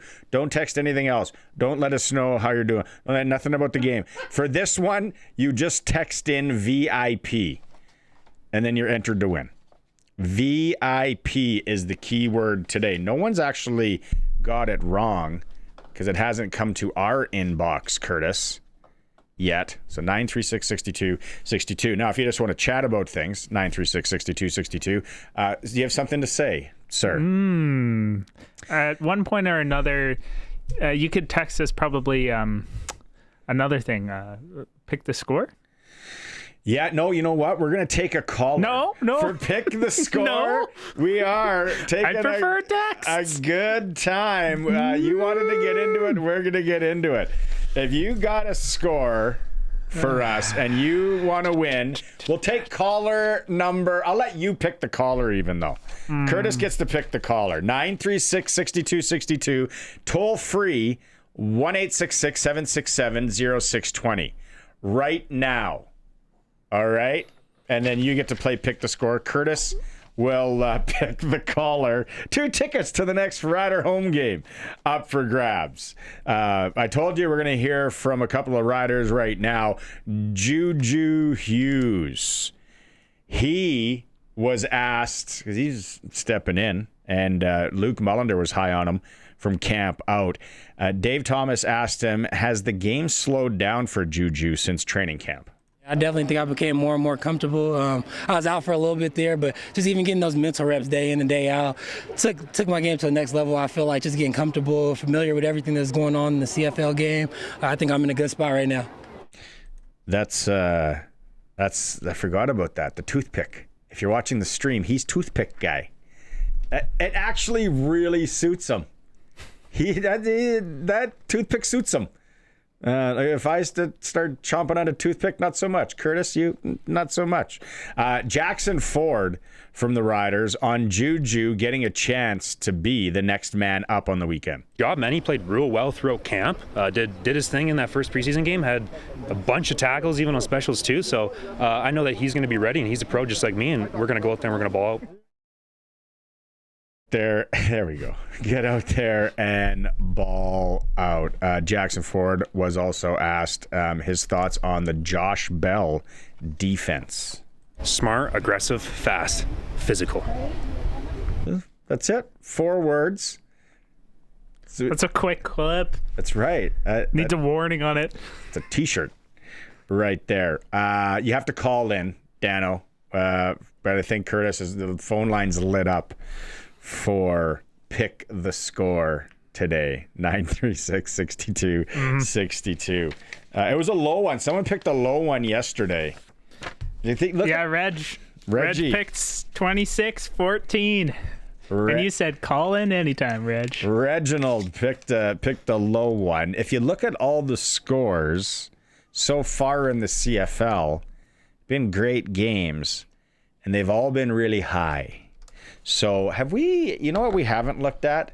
We looked at ticket prices for the game in Calgary. I haven't looked at the forecast for Saturday, what they're expecting. Ooh, maybe the under might be a play, because as of right now, well, I guess not bad. 60% chance of rain in the evening, but windy a bit. 17 gusting up to 26. So not the greatest day. If you missed Dustin Neilson in hour 1, obviously go listen to that in podcast form.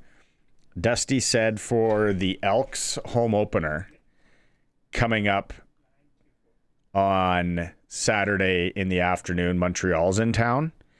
It's supposed to be ugly in Edmonton. So tough one for the Elks home opener. Justin Rankin will be busy around the field. It's not supposed to be a beautiful day, so you don't want to see an empty crowd. An empty crowd.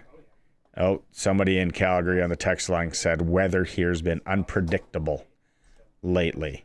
I trust you. Back out on the text line.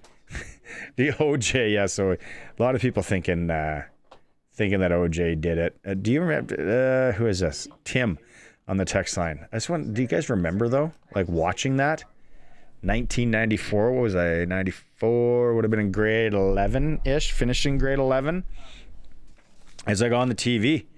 Choppers were in the air. It was like one of the first like live crazy things, and OJ was in the back of the Bronco, and they were talking to AC Collins, or whatever his name was, and they're saying he's got a gun to his head.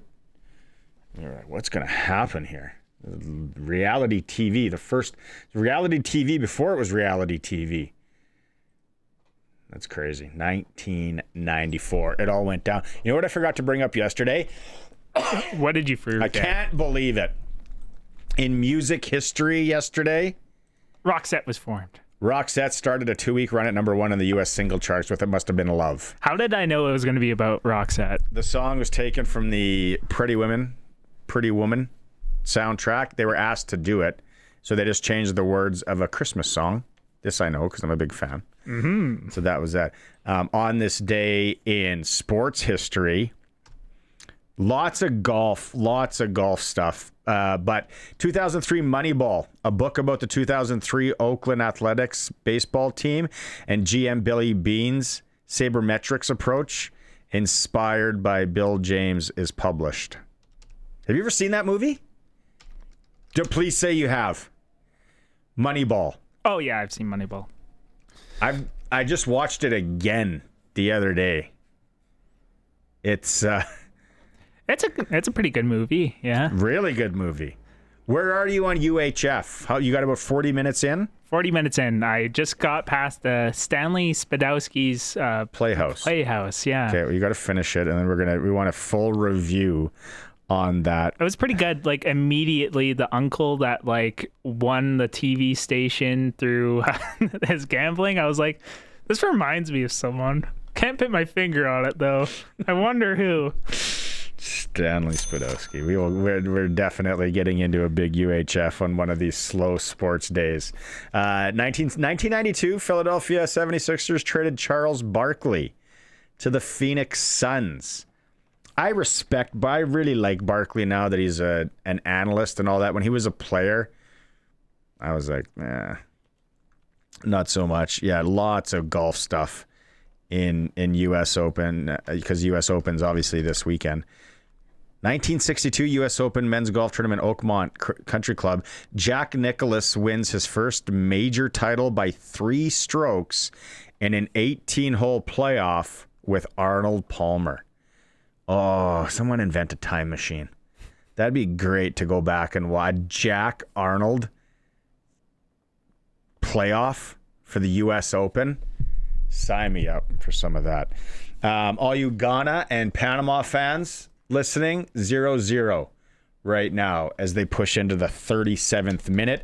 And again, the keyword for the Monsters of Mayhem tickets, VIP today to 306-936-6262. Somebody remember 1994 June 17th. Well, I was drinking Rickard's Red upstairs at Alexander's on Cumberland. Pretty likely I was supposed to be in class. That's a Saskatoon. Alexander's is across from the U of S. I don't know what it's called now. I never did go there in my time. It was a happening spot. So yeah, supposed to be in class. Kelly as well. For some reason, you put MVP, Kelly. You want VIP. Kelly, text back VIP. MVP is good. Speaking of bad movies, MVP was a bad movie. All good. All good. Who got give us who had picked the score and what did they pick? It was Kelly. Kelly MVP. Oh, Kelly called in? Kelly called in. Yeah, Kelly called in. What did he pick? Kelly picked 30-25 for Calgary. Okay. So not snapping the losing streak according to Kelly, which honestly, when I was making some of my picks this week, I was like, ooh, I don't know. Like going into Calgary, kind of had our number last year, and Jalen Hutchins is going to be in, and it's like they have a really good D-line. No, they got Ormalane, or yeah, he's back in. I remember last year Trevor got sacked like 5 times when we went to Calgary. So if you remember the one where slides by and Jamarcus Hardrick is like hopping up and down, he's so upset. Oh yeah. He had a bad time in Calgary last time we went there, and yeah, I don't know. It's it's a tough one to say. I'm gonna keep watching that forecast and figure out some bets for that game. And tonight it's a Sports Select QR code kind of night because I'm picking some of these ponies for the U.S. Open starting tomorrow in Shinnecock. Father's Day on the couch watching golf. So many dads out there. Religion. That's what it is. Okay, we're going to go to break, and then when we come back, we are going to hear from Thomas Bertrand-Houdon. Still to come in this hour, Ed Staniowski going into the Saskatchewan Hockey Hall of Fame interview we had on the Monday Nooner podcast. We'll be right back after the break. It's time for the Sports Ticker, brought to you by Steelcraft Doors Regina, made in Western Canada for Western Canadians. Western Canadian Baseball League tonight. Regina's in Swift Current. Moose Jaw welcomes Saskatoon, and Weyburn hosts Medicine Hat. Blue Jays are in Boston, just underway.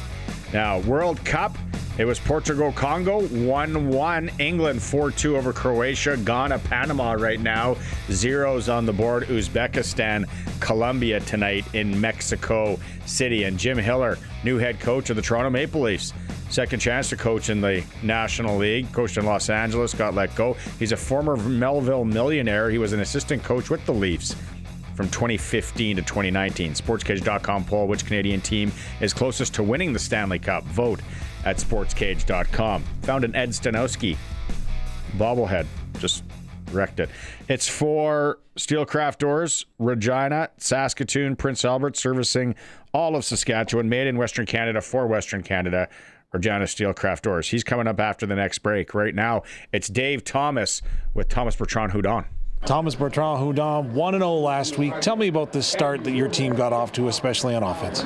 I mean, it's a great start, but it's just the beginning of the year. We got a whole 18-game season, so for us, it's celebrated, but now it's focused on the next one.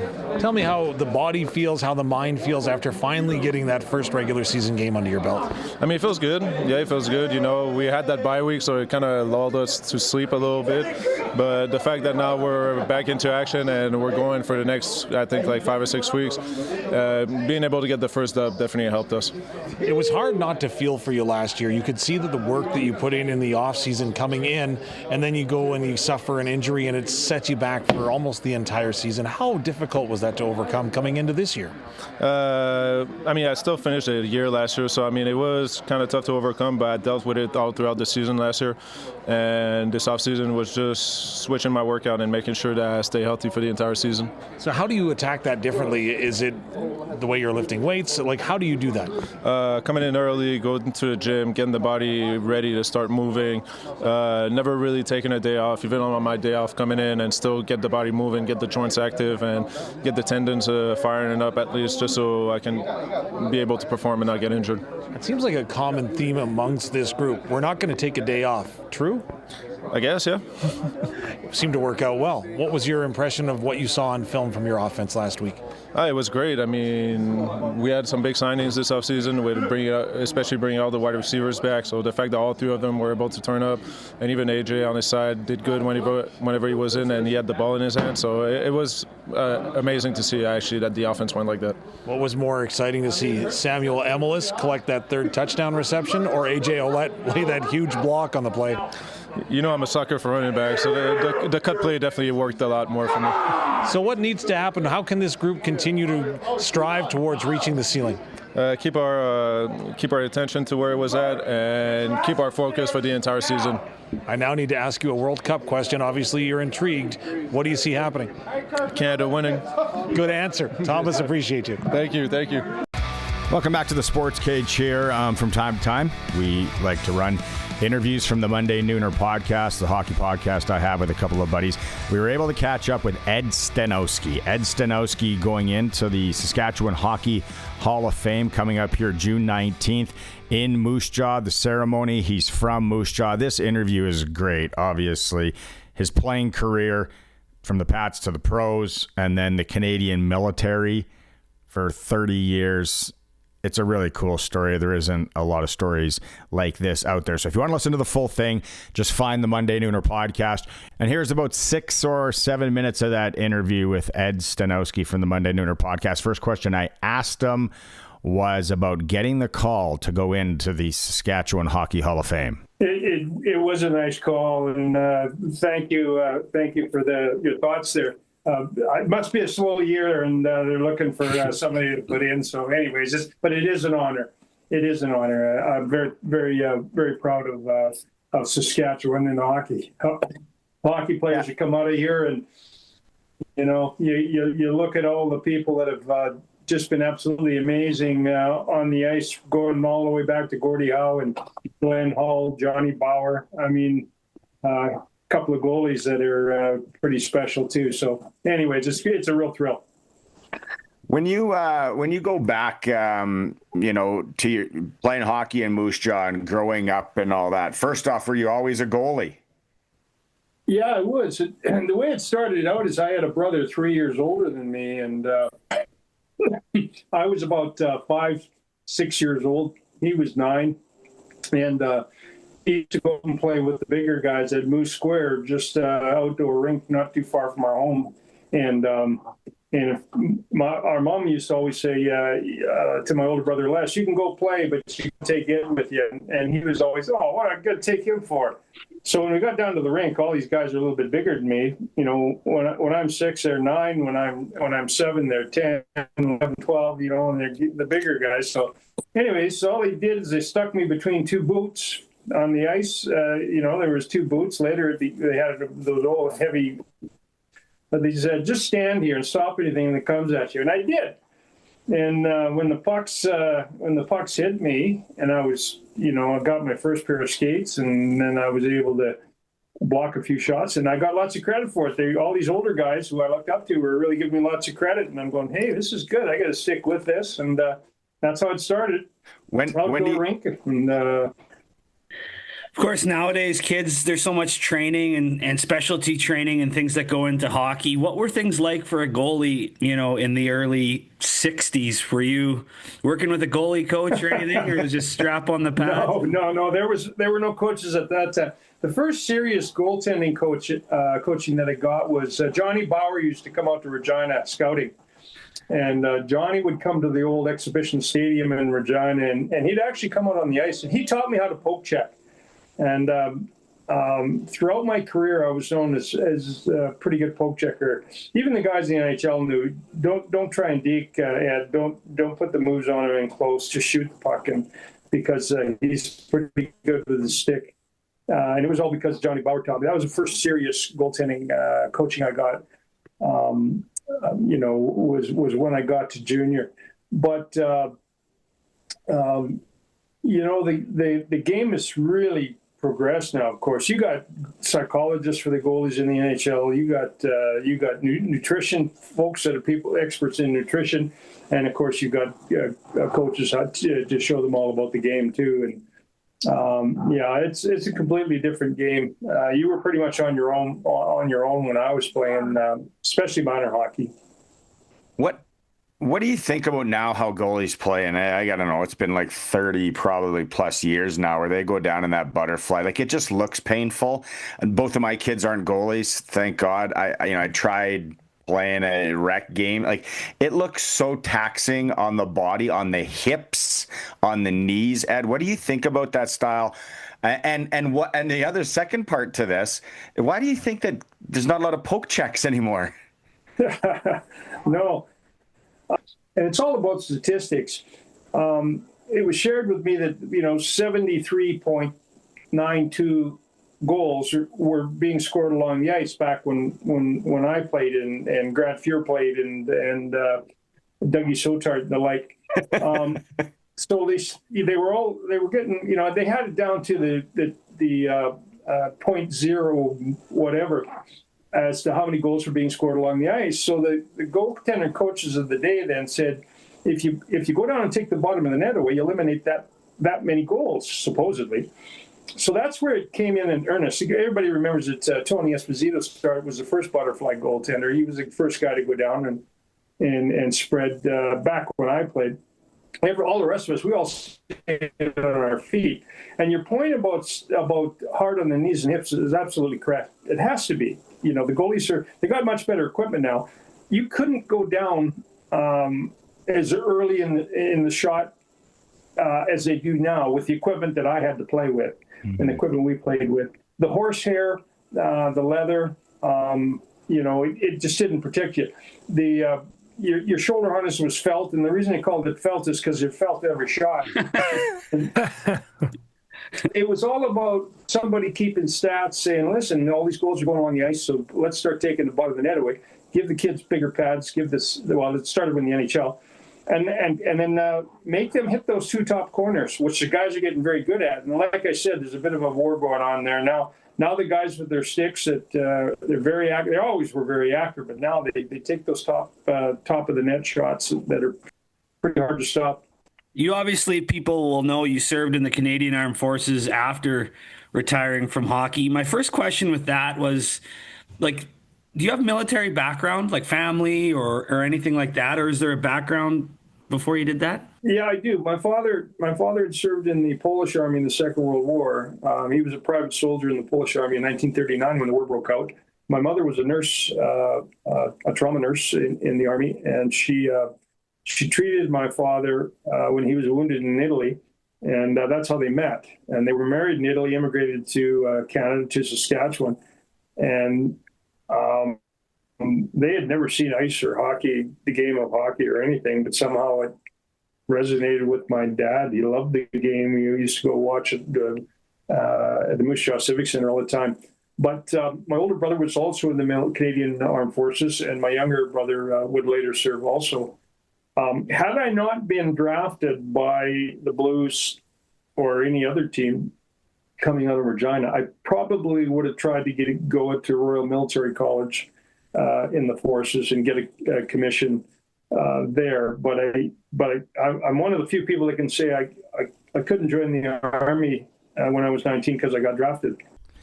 And he goes through his military career. Obviously, we talked about the Memorial Cup a lot. We talked about what he bought with his first signing bonus. If you want to listen to the whole interview again, it's at the Monday Nooner podcast. Wherever you listen to podcasts, it's always free. You can go and listen to the full interview with Ed Staniowski. Really good one. Really good one. Just a wild story from Moose Jaw to the Pats to the NHL to the Canadian military. Thanks, Ed. And congratulations to him and everyone going in to the Saskatchewan Hockey Hall of Fame coming up next week. It is a Sports Cage. We are on the home of local sports in Saskatchewan, 620 CKRM.